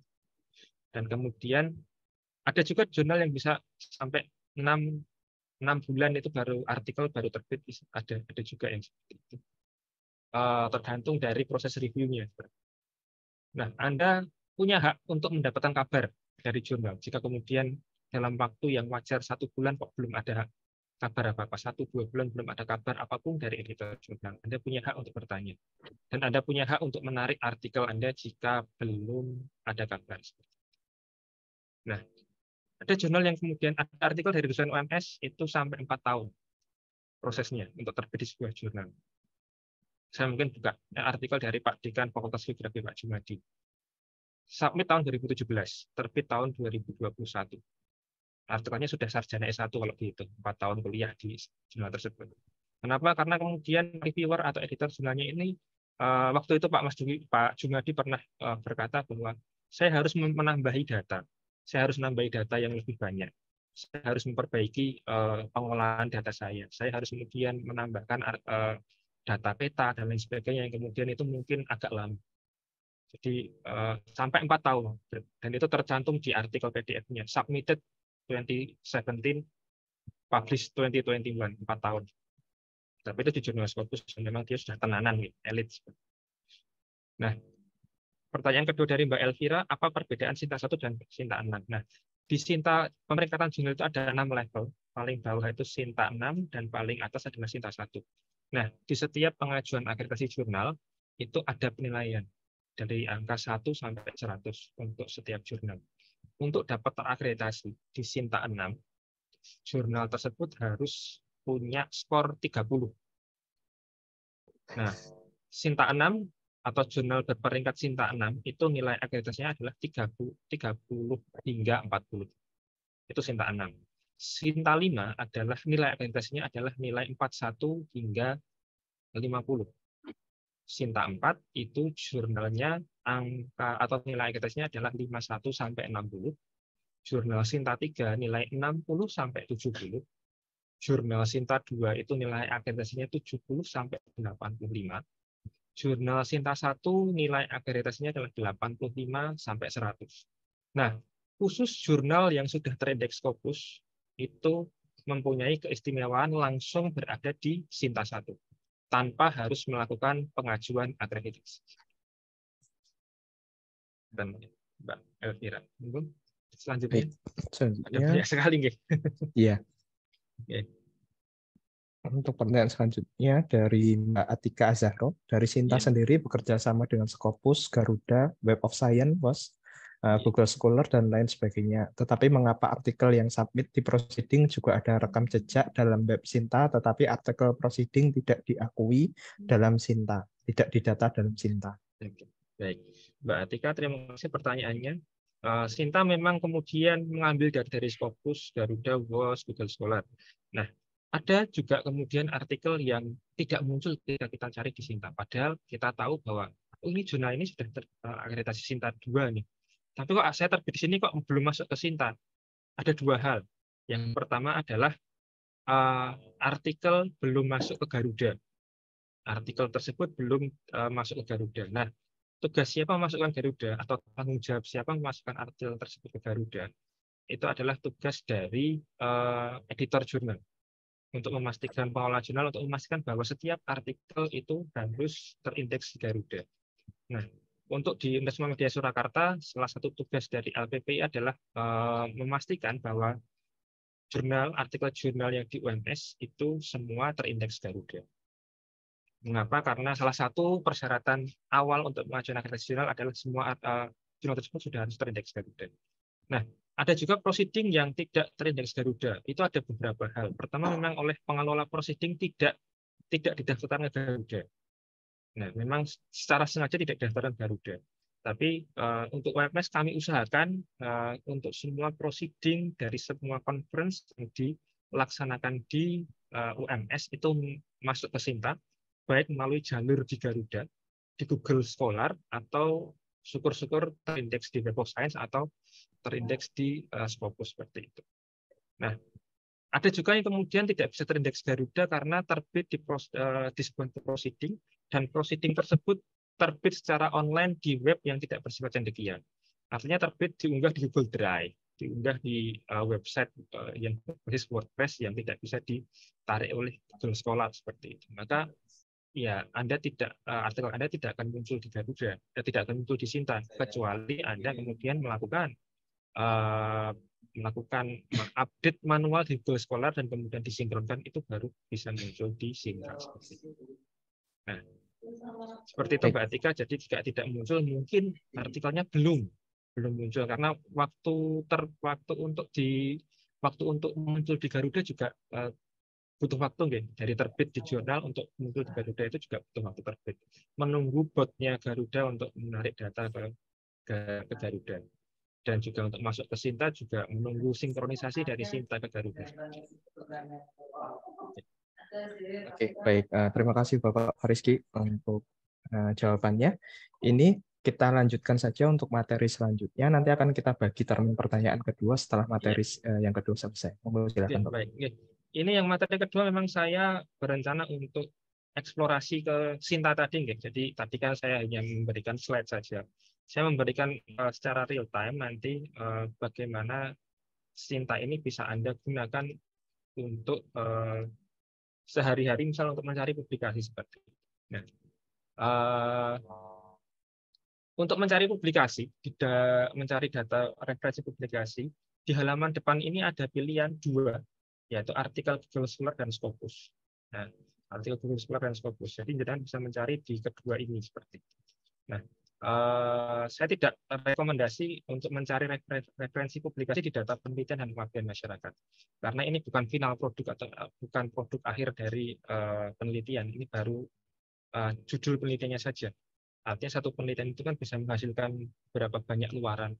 Ada artikel pengabdian, ada kemudian juga produk, ada modul, ada buku juga seperti itu. Nah, untuk melakukan pencarian, silakan gunakan ini, artikel GS atau artikel Scopus. Nah, kemudian silakan ketik kata kuncinya saja, misal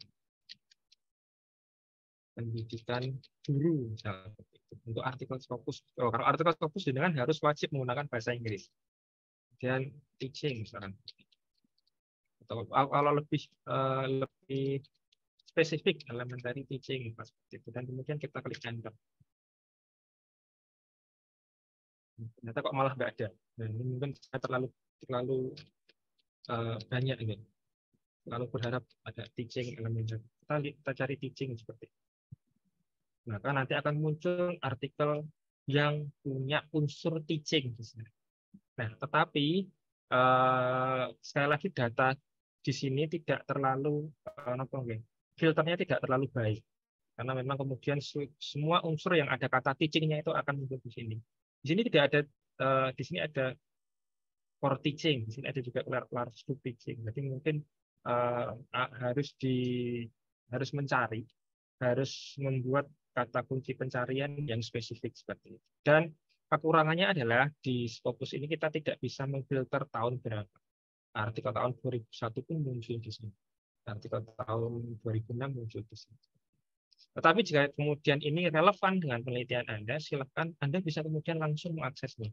Silakan saja klik ini. Kita buka di tab baru saja, biar nanti kita tidak menutup tab ini.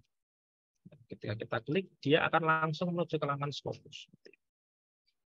Nah, kita punya keistimewaan karena UMS ini melanggan Scopus, maka ketika kita cek atau klik Scopus ini, data di sini, maka nanti akan langsung ke laman Scopus seperti itu. Sepanjang Anda ada di lingkungan Universitas Muhammadiyah Surakarta, terhubung dengan internetnya UMS, baik yang pakai WiFi atau LAN, dimanapun, maka ketika akses Scopus, maka Anda akan dapat masuk ke basis data Scopus ini secara gratis. Nah, kemudian jika Anda ingin kemudian mencari artikel sekolah, silahkan pilih artikel GS di sini dan kemudian kita cari misal machine learning, misal seperti itu.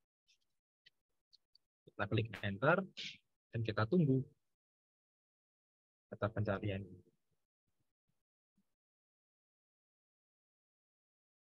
Memang Sinta agak lemot beberapa hari ini karena sedang banyak sekali sinkronisasi, karena ini adalah tanggal-tanggal penyiapan proposal penelitian dan pelatihan seluruh Indonesia. Jadi mereka beberapa Sinta.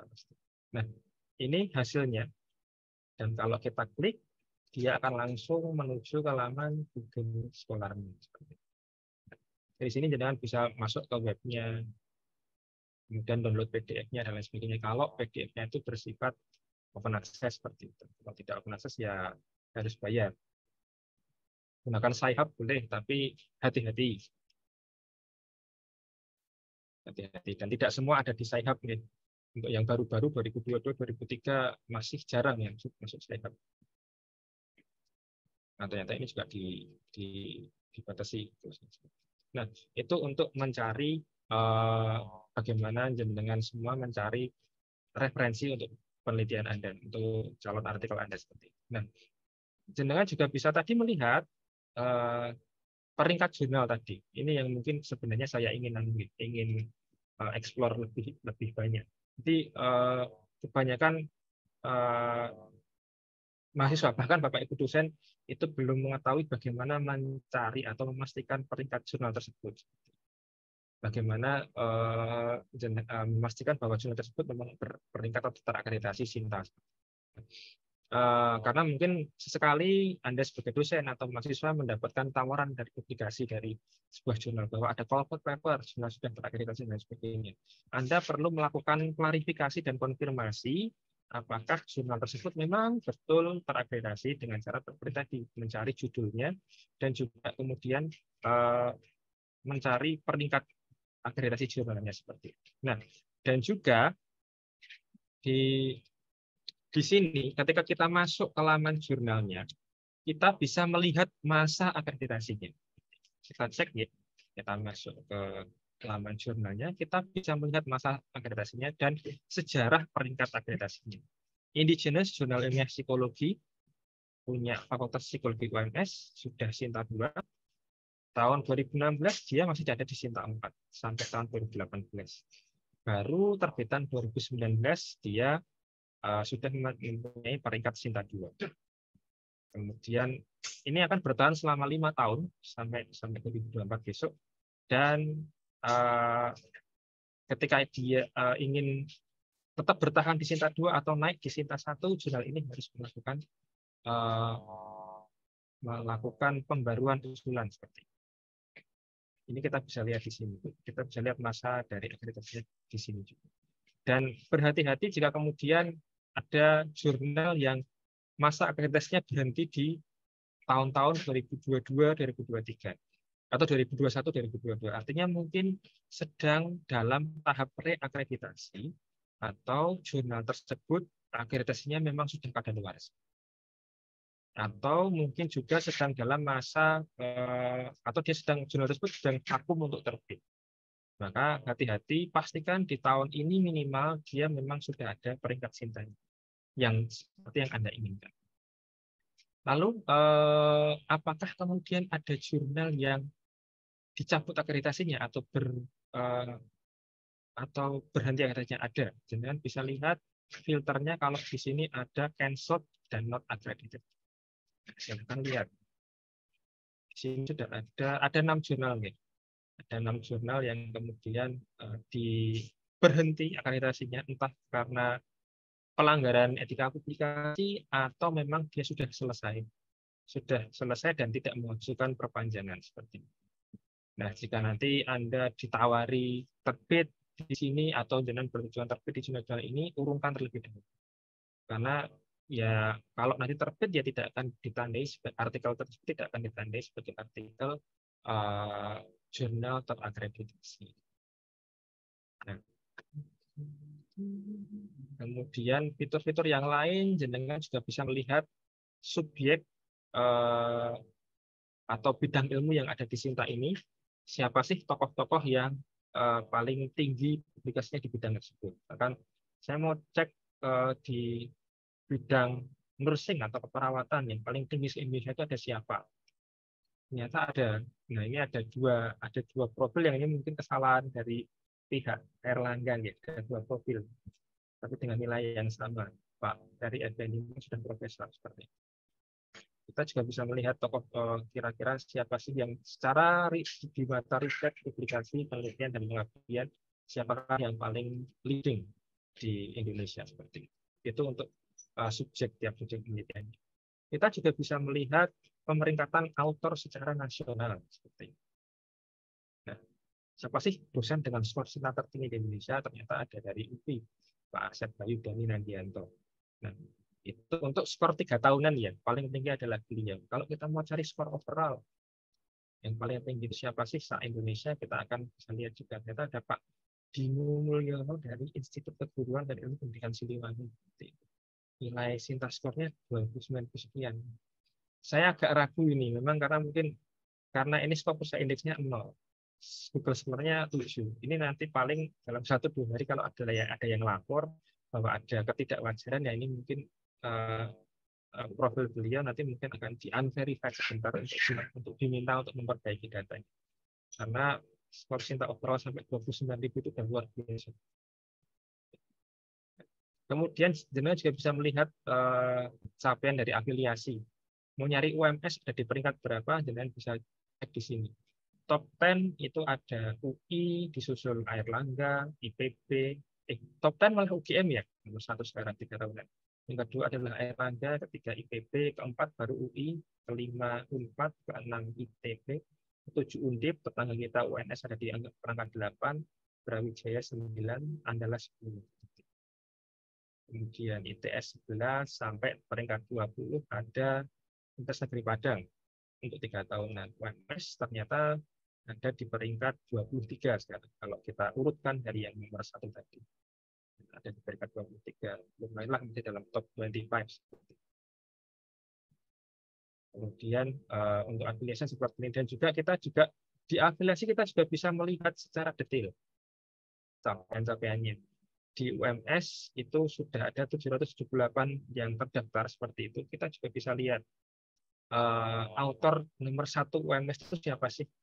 Ternyata ada Prof. Sutama, dekan dari Fakultas Keguruan dan Ilmu Pendidikan yang menempati peringkat 1.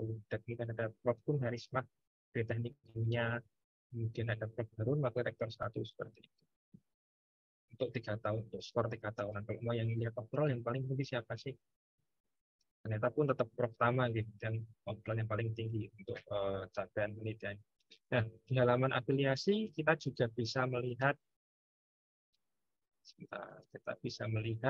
jurnal yang diterbitkan oleh UMS itu sudah berperingkat Sinta berapa saja, kita juga bisa lihat. Nah, ternyata jurnal OMS ini ada 33 yang terdaftar. Sebentar, ini masih belum tinggal. Ini ada babnya, mungkin ada 33, di mana Sinta 1 itu belum ada, Sinta 2 kita punya 10 jurnal, Sinta 3 kita 7, Sinta 4 ada 15, dan Sinta 5 ada 1. Nah, ini ada 33 jurnal dari Universitas Muhammadiyah Surakarta. Dan ada 67 prodi atau fakultas yang terdaftar. Kita juga bisa melihat tren publikasinya, yaitu di Scopus, kemudian di Garuda, UMS itu kira-kira publikasinya, trennya naik atau turun atau stagnan. Nah, selain itu, kita juga bisa explore tadi benchmarking tadi untuk capaian riset tadi.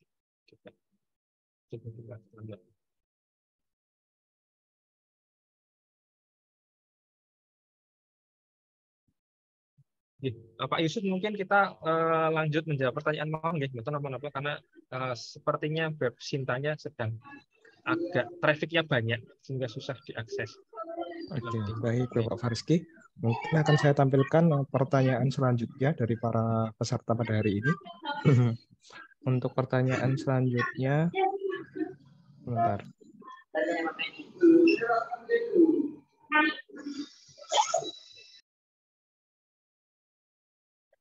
Bagaimana melihat jurnal terkait di Sinta, sedangkan untuk mahasiswa belum bisa mengakses, harus terdaftar terlebih dahulu di Sinta untuk melihat jurnal terkait.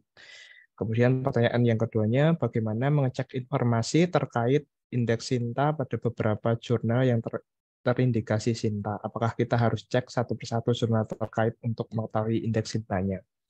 Baik, monggo silakan Bapak untuk dijawab.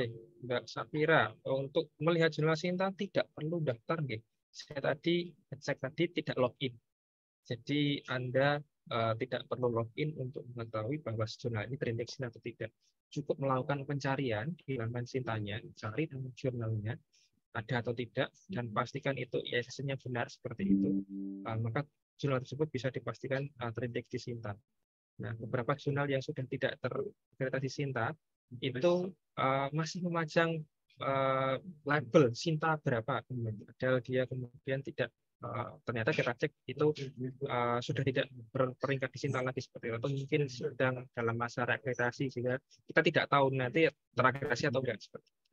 Nah, bagaimana mengecek informasi terkait indeksasi Sinta pada beberapa jurnal yang terindeksasi Sinta? Apakah kita harus cek satu persatu jurnal untuk mengetahui indeksasi Sinta? Iya, betul. Memang ini harus dilakukan.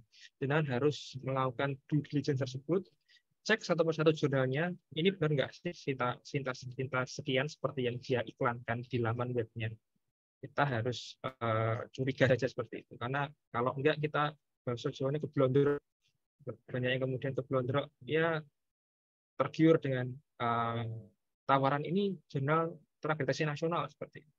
Ketika terbit atau publis sudah bayar sekian, agak mahal, kemudian masuk didaftarkan ke skripsi, diverifikasi, ternyata loh ini jurnal ini nggak terakreditasi, gitu. Ternyata jenengan tertipu singnya dari jurnal tersebut.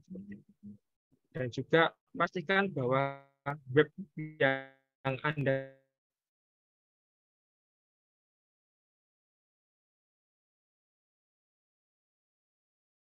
bajakan, web jurnal bajakan. Jadi sebuah web yang mengaku terindeks Scopus atau Sinta 1. Ada kriminal, saya bilang kriminal saja ya. Dia membuat web dengan menggunakan nama jurnal tersebut, kemudian dia promosi. Kalau terbit di sini nanti terindeks Scopus, padahal dia hanya membajak halaman jurnal tersebut. Itu web palsu. Dan silahkan di cross check di Sinta. Di Sinta tadi kan di laman jurnalnya kan ada tautan-tautan ke websitenya, tautan ke laman editornya seperti itu. Pastikan di situ, jangan sampai Anda keblondrok untuk masuk ke jurnal yang memang ternyata jurnalnya itu web jurnal palsu seperti itu. Nah, saran saya koordinasikan atau konsultasikan dengan pembimbing. At least pembimbing Anda, Bapak Ibu dosen, lebih paham terkait dengan Sinta ataupun peningkatan jurnal ini. Atau nanti mungkin kalau beliau juga kurang paham, beliau dapat bertanya ke LPPI, ke saya, ke rekan-rekan LPPI yang lain untuk memastikan bahwa oh ini jurnal benar-benar terdeteksi Sinta atau tidak. Nah, begitu Mbak Safira. Pertanyaan selanjutnya mungkin Pak Yusuf.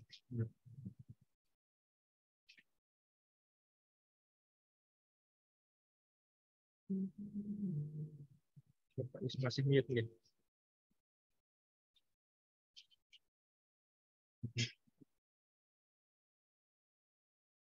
Pak Yusuf mungkin masih mute. Oke, mohon maaf. Ini dari Saudara Mirza untuk pertanyaannya, untuk mewaspadai jurnal predator dan bagaimana cara efektif dalam mengetahui skop atau ranah jurnal supaya kita mudah dalam memilih jurnal yang sesuai dengan tema tulisan kita. Kemudian jika pada tahun 2022 tulisan terbit di Sinta 4 dan 2023 jurnal tersebut naik jadi Sinta 3, apakah jurnal saya termasuk naik tingkat atau tetap dihitung ke dalam Sinta 4? Oke.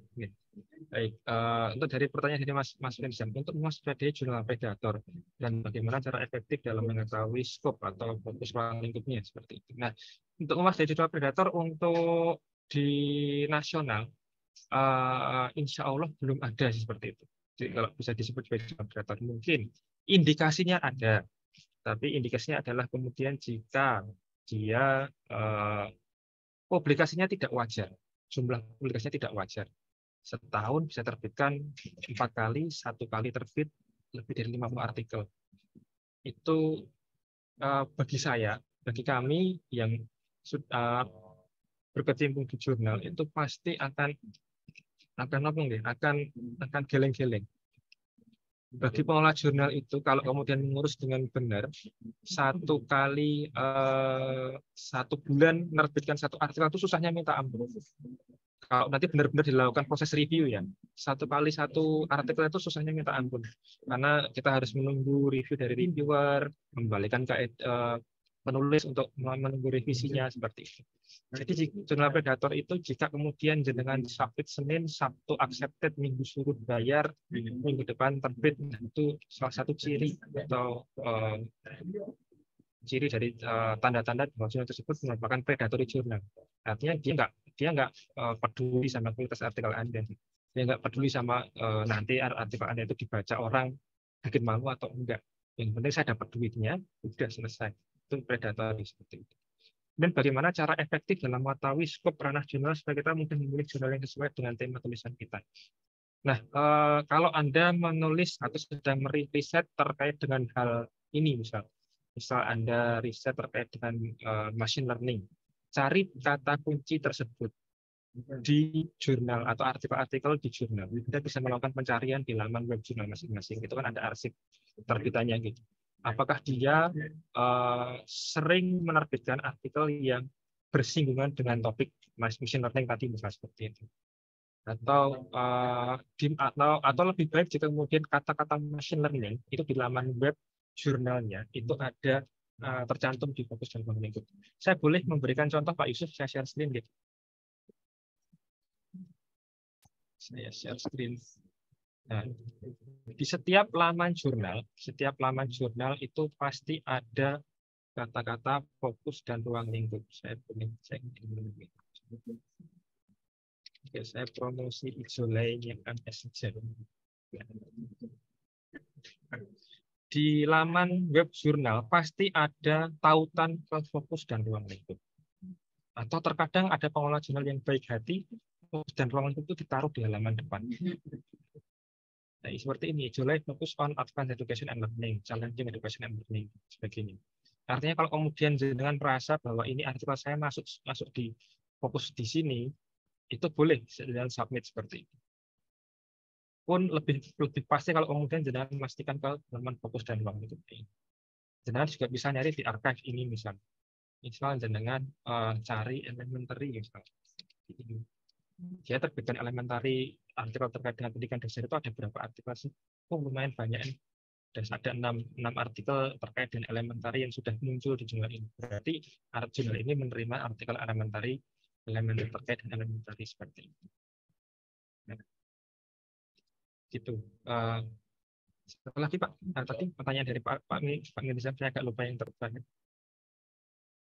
Nah, jika pada 2022 tulisan terbit di Sinta, waktu itu masih Sinta 4, dan 2023 jurnal tersebut naik jadi Sinta 3, apakah jurnal saya termasuk naik tingkat atau tetap dihitung Sinta 4? Nah, sayang sekali ketika artikel tersebut diterbit di tahun di mana peringkat jurnal tersebut masih Sinta 4 dan 2023 itu naik jadi Sinta 3, maka artikel tersebut dengan di Sinta tetap akan ditandai sebagai artikel jurnal Sinta 4. Meskipun pada saat ini jurnal tersebut sudah naik tingkat. Jadi peringkat akreditasi, peringkat Sinta dari artikel itu mengacu pada tahun terbit, tahun kapan dia terbit, dan kita lihat peringkat jurnal tersebut pada waktu tahun tersebut.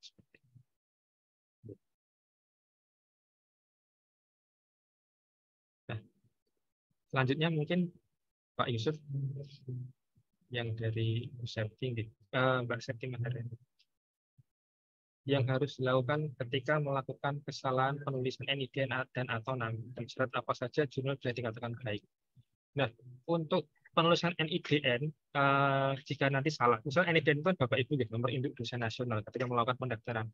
Salah NIDN itu kami dari verifikator bisa membantu melakukan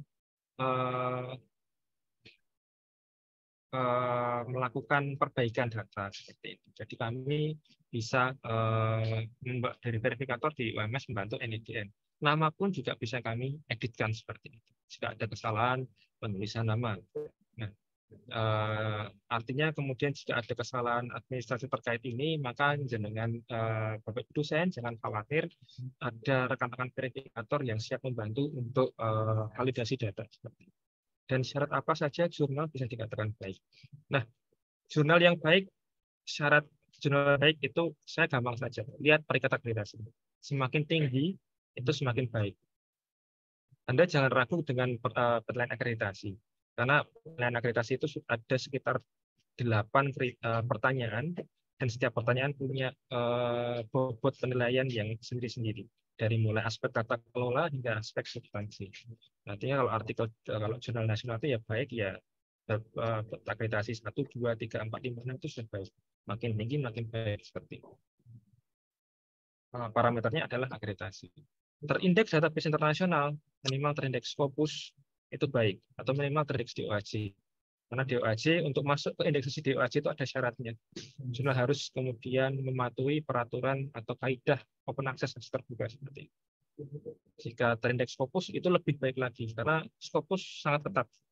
Tidak hanya melihat bahwa ini aturannya bagus, enggak. Kalau aturannya nggak pernah disitasi, kemudian jurnal tersebut tidak ditulisnya hanya dari 1-2 negara saja, kemudian di reviewernya hanya datang dari satu institusi satu negara saja, jangan harap bisa masuk Scopus.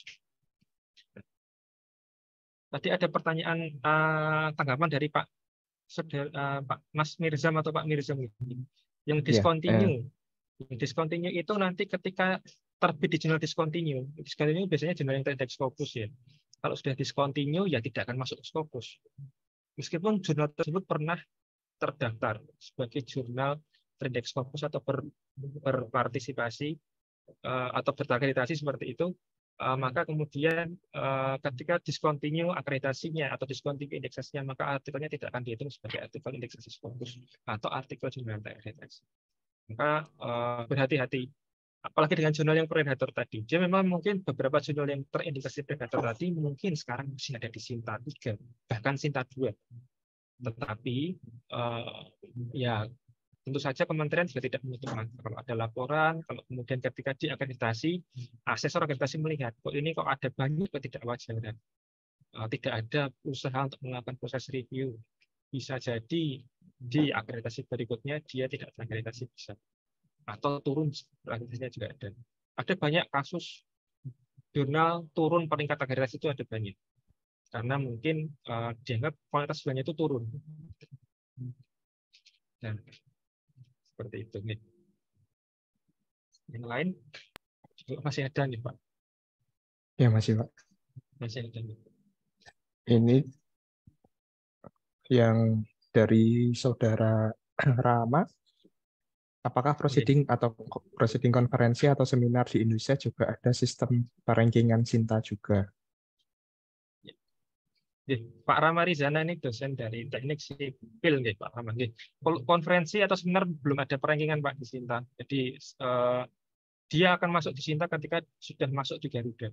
Jadi conference itu nanti harus terbit secara online dalam web yang bersifat cendekia. Kemudian pengelola conference itu nanti kemudian harus mendaftarkan artikel tersebut ke Garuda. Agar dari Garuda nanti bisa ditarik ke Sinta seperti itu. Jadi untuk sementara saat ini belum ada dan belum ada istilah conference akreditasi itu sampai sekarang belum ada, baru jurnal saja. Yang selanjutnya dari Bu Sri Indra Kurnia. Indra Kurnia. Bagaimana cara mengetahui bahwa suatu jurnal termasuk dalam jurnal instan hanya dengan membayar mahal artikel pasti terbit? Nah, ini agak gampang-gampang susah nih, Bu Sri Indra Kurnia. Salah satu yang bisa kita lihat adalah jumlah artikel dia ketika terbit. Jumlah artikel yang diterbitkan oleh jurnal tersebut dalam satu kurun waktu seperti itu. Akan sangat sulit sekali di luar penerbit-penerbit besar seperti penerbitnya Nature, penerbitnya jurnal Scientific Reports seperti itu. Yang dia sudah punya reputasi bahwa dia tiap hari terbit satu artikel karena dia penerbit besar. Tetapi kalau kemudian dia adalah penerbit tingkat universitas, sekali terbit ada 50 artikel, sekali isu ada 50 artikel, 1 tahun setiap bulan terbit. Itu kita bisa lakukan. Itu jangan-jangan ya dia instan seperti itu. Dan juga jenengan juga bisa mendengar dari pengalaman rekan-rekan sebidang seperti itu.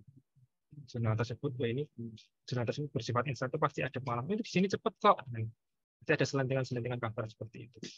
Yang langkah ketiga biasanya di jurnal tersebut, jurnal yang jujur itu di PDF-nya pasti ada kata-kata atau informasi ini diterima kapan, receive tanggal berapa, direvisi tanggal berapa, accepted tanggal berapa, syukur-syukur ada publish tanggal berapa.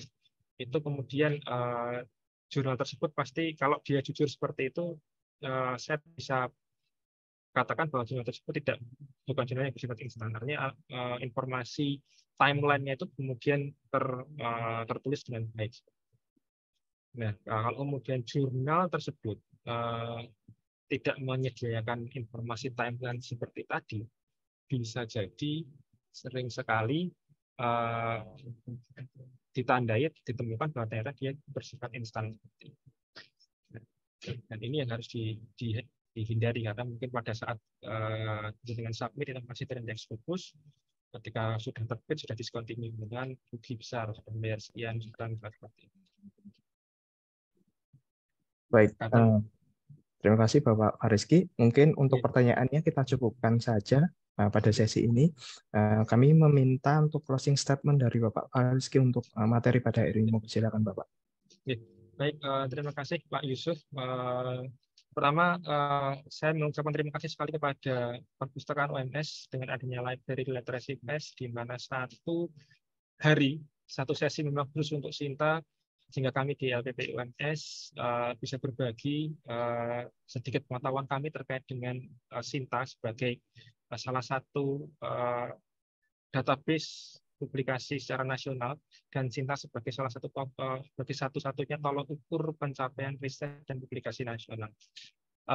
Yang perlu kami garis bawahi adalah Bapak Ibu Sinkras Akademika UMS untuk selalu memperhatikan informasi yang ada di Sinta untuk Bapak Ibu dosen, utamanya untuk agar selalu menjaga validitas data dari Sinta masing-masing dan juga selalu mengupdate, memperbarui dan juga memberitakan kepada kami jika ada kesulitan terkait dengan pengelolaan Sinta individu masing-masing. Dan bagi rekan-rekan mahasiswa, mohon dapat gunakan Sinta ini sebagai parameter terkait dengan pemeringkatan jurnal. Karena sekarang zamannya outcome based education (OB), skripsi berbasis OB, pakai artikel jurnal, jangan sampai jenengan keblondrok hanya karena tertipu dengan iklan atau advertising yang disampaikan oleh pihak-pihak jurnal yang tidak bertanggung jawab. Dan mohon sekali lagi dijauhi praktik publikasi yang jauh dari kata etis untuk kaidah etika publikasi ilmiah, karena itu juga menjenengan juga ikut menjaga marwah akademis ilmiah dari alma mater kita, Universitas Muhammadiyah Surakarta. Saya tidak ingin nanti kemudian ada artikel dari UMS yang kemudian diretraksi, ada catatan retraksi karena kemudian terindikasi melakukan pelanggaran etika publikasi, kemudian jurnal UMS itu kemudian dicabut retraksinya karena pelanggaran etika publikasi. Itu jangan sampai, karena sekali lagi tidak sesuai dengan jargon kita sebagai perguruan tinggi Islam di bawah naungan Persyarikatan Muhammadiyah. Terima kasih. Pak Yusuf, terima kasih. Perpustakaan Bu Ulun yang sudah menghubungi saya. Semoga apa yang saya berikan ini menambah wawasan bagi jenengan semuanya. Sehingga sekarang UMS, Bapak Ibu dosen, rekan-rekan mahasiswa pasca sarjana dan rekan-rekan mahasiswa sarjana, semoga memudahkan Anda semua dalam mengerjakan tugas akhir. Dengan seperti itu. Terima kasih, Sven. Ya, baik. Terima kasih Bapak atas pemaparan materi yang sangat luar biasa pada hari ini, dan tentunya sangat memberikan manfaat yang luar biasa bagi kami, khususnya Sivitas Akademika di Universitas Muhammadiyah Surakarta. Baik, rekan-rekan semua yang saya hormati, sebelum kita mengakhiri pada acara pada hari ini, kita akan mengadakan sesi foto bersama dulu. Kami mohon untuk seluruh peserta open kameranya masing-masing, kita akan melakukan foto bersama. Bagi host yang bertugas, kami persilahkan Saudara Hanun Adran. Pakai HP nggak bisa pakai sistem. Baik, terima kasih banyak Bapak Yusuf atas waktunya. Baik, untuk Mbak Mas, Bapak Ibu diminta untuk on cam sebentar, kita sesi foto bersama. Baik, kita mulai dari slide pertama. Bisa ini ya. Salam literasi ya tangannya. 1, 2, 3. Oke, lanjut slide kedua. 1, 2, 3. Ya, lanjut slide ketiga. 1, 2, 3. Slide keempat. 1, 2, 3. Slide kelima. Slide keenam. Terus terakhir slide ke-7. Oke, banyak sekali.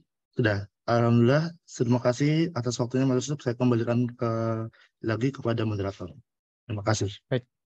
Terima kasih kepada Saudara Hanun Adran atas panduan pada hari ini. Baik, rekan-rekan yang saya hormati, Bapak Ibu dosen serta mahasiswa Universitas Muhammadiyah Surakarta, berikut sudah kami laporkan untuk pertanyaan terbaik ya, sudah ada di kolom chat. Silakan rekan-rekan mahasiswa bisa melihat siapa saja yang terpilih menjadi penanya terbaik ya. Ada 6 orang di sini. Kami akan menyediakan door prize menarik yang sudah disediakan oleh Perpustakaan Muhammadiyah Surakarta. Sebelumnya, nanti kami persilakan bagi rekan-rekan semuanya untuk menghubungi nomor yang tertera yang ada di kolom chat untuk penerimaan door prize dari kami di Perpustakaan Universitas Muhammadiyah Surakarta. Jangan lupa juga untuk rekan-rekan semuanya mengisi link resensi ya yang sudah kami sampaikan di kolom chat. Baik. Nanti teman-teman yang sudah dicatat ini yang sudah penanya terbaik nanti bisa langsung menghubungi kontak person yang sudah kami sertakan di kolom chat. Baik, tibalah kita pada penghujung acara pada hari ini. Saya selaku moderator, saya mohon maaf yang seberat-beratnya apabila pada kesempatan hari ini saya memandu acara pada hari ini ada kesalahan atau kegelapan yang saya aturkan. Saya mengucapkan terima kasih kepada narasumber Bapak Faris Kirahman yang telah bersedia untuk mengisi materi yang luar biasa pada hari ini dan sangat bermanfaat sekali bagi kita, Sivitas Akademika di Universitas Muhammadiyah Surakarta. Saya ucapkan terima kasih pula kepada seluruh peserta pada hari ini yang telah antusias dalam mengikuti acara workshop tentang Sinta. Akan tetapi kita masih punya satu acara lagi ya teman-teman semuanya, besok di tanggal 6 April tentang Scopus. Jadi untuk teman-teman yang sudah join di sini. Besok jangan lupa untuk join lagi ya. Kita masih punya satu acara lagi di Library Literasi Fest tentang Scopus yang terakhir. Baik, demikian apa yang saya dapat sampaikan. Kurang lebihnya saya mohon maaf yang sebesar-besarnya. Saya akhiri. Billahi taufik wal hidayah. Wassalamualaikum warahmatullahi wabarakatuh. Waalaikumsalam. Bapak Ariski, terima kasih ya Pak. Sami. Iya. Mas Faris. Bu Ari. Terima kasih. Mas Yusuf, terima kasih. Iya, Saya sama-sama Bapak. izin meninggalkan ruang pertemuan virtual. Assalamualaikum. Waalaikumsalam.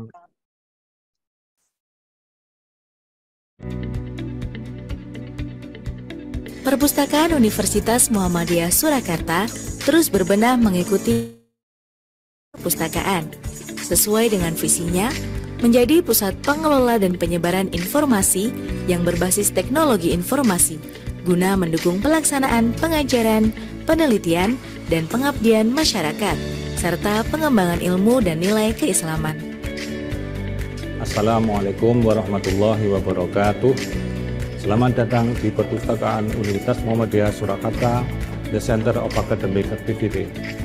Sebagaimana visi Perpustakaan UMS menjadi pusat kegiatan akademik yang berbasis teknologi informasi untuk mendukung pengembangan istek yang islami dan memberi arah perubahan. Kami akan selalu melayani pemustaka dengan beragam layanan dan fasilitas yang lengkap dengan didukung sistem teknologi dan informasi yang modern. Sebagai salah satu unit penunjang pokok UMS, fungsi dan peran perpustakaan cukup penting dan simpel dalam turut mendukung pengembangan kegiatan akademik universitas, khususnya dalam menyediakan sumber informasi yang dibutuhkan sivitas akademika. Perpustakaan UMS saat ini memiliki jumlah dan ragam koleksi yang cukup lengkap, baik dalam bentuk cetak maupun elektronik, yang bisa diakses oleh seluruh sivitas akademika maupun masyarakat umum yang membutuhkan. Pada tahun 2000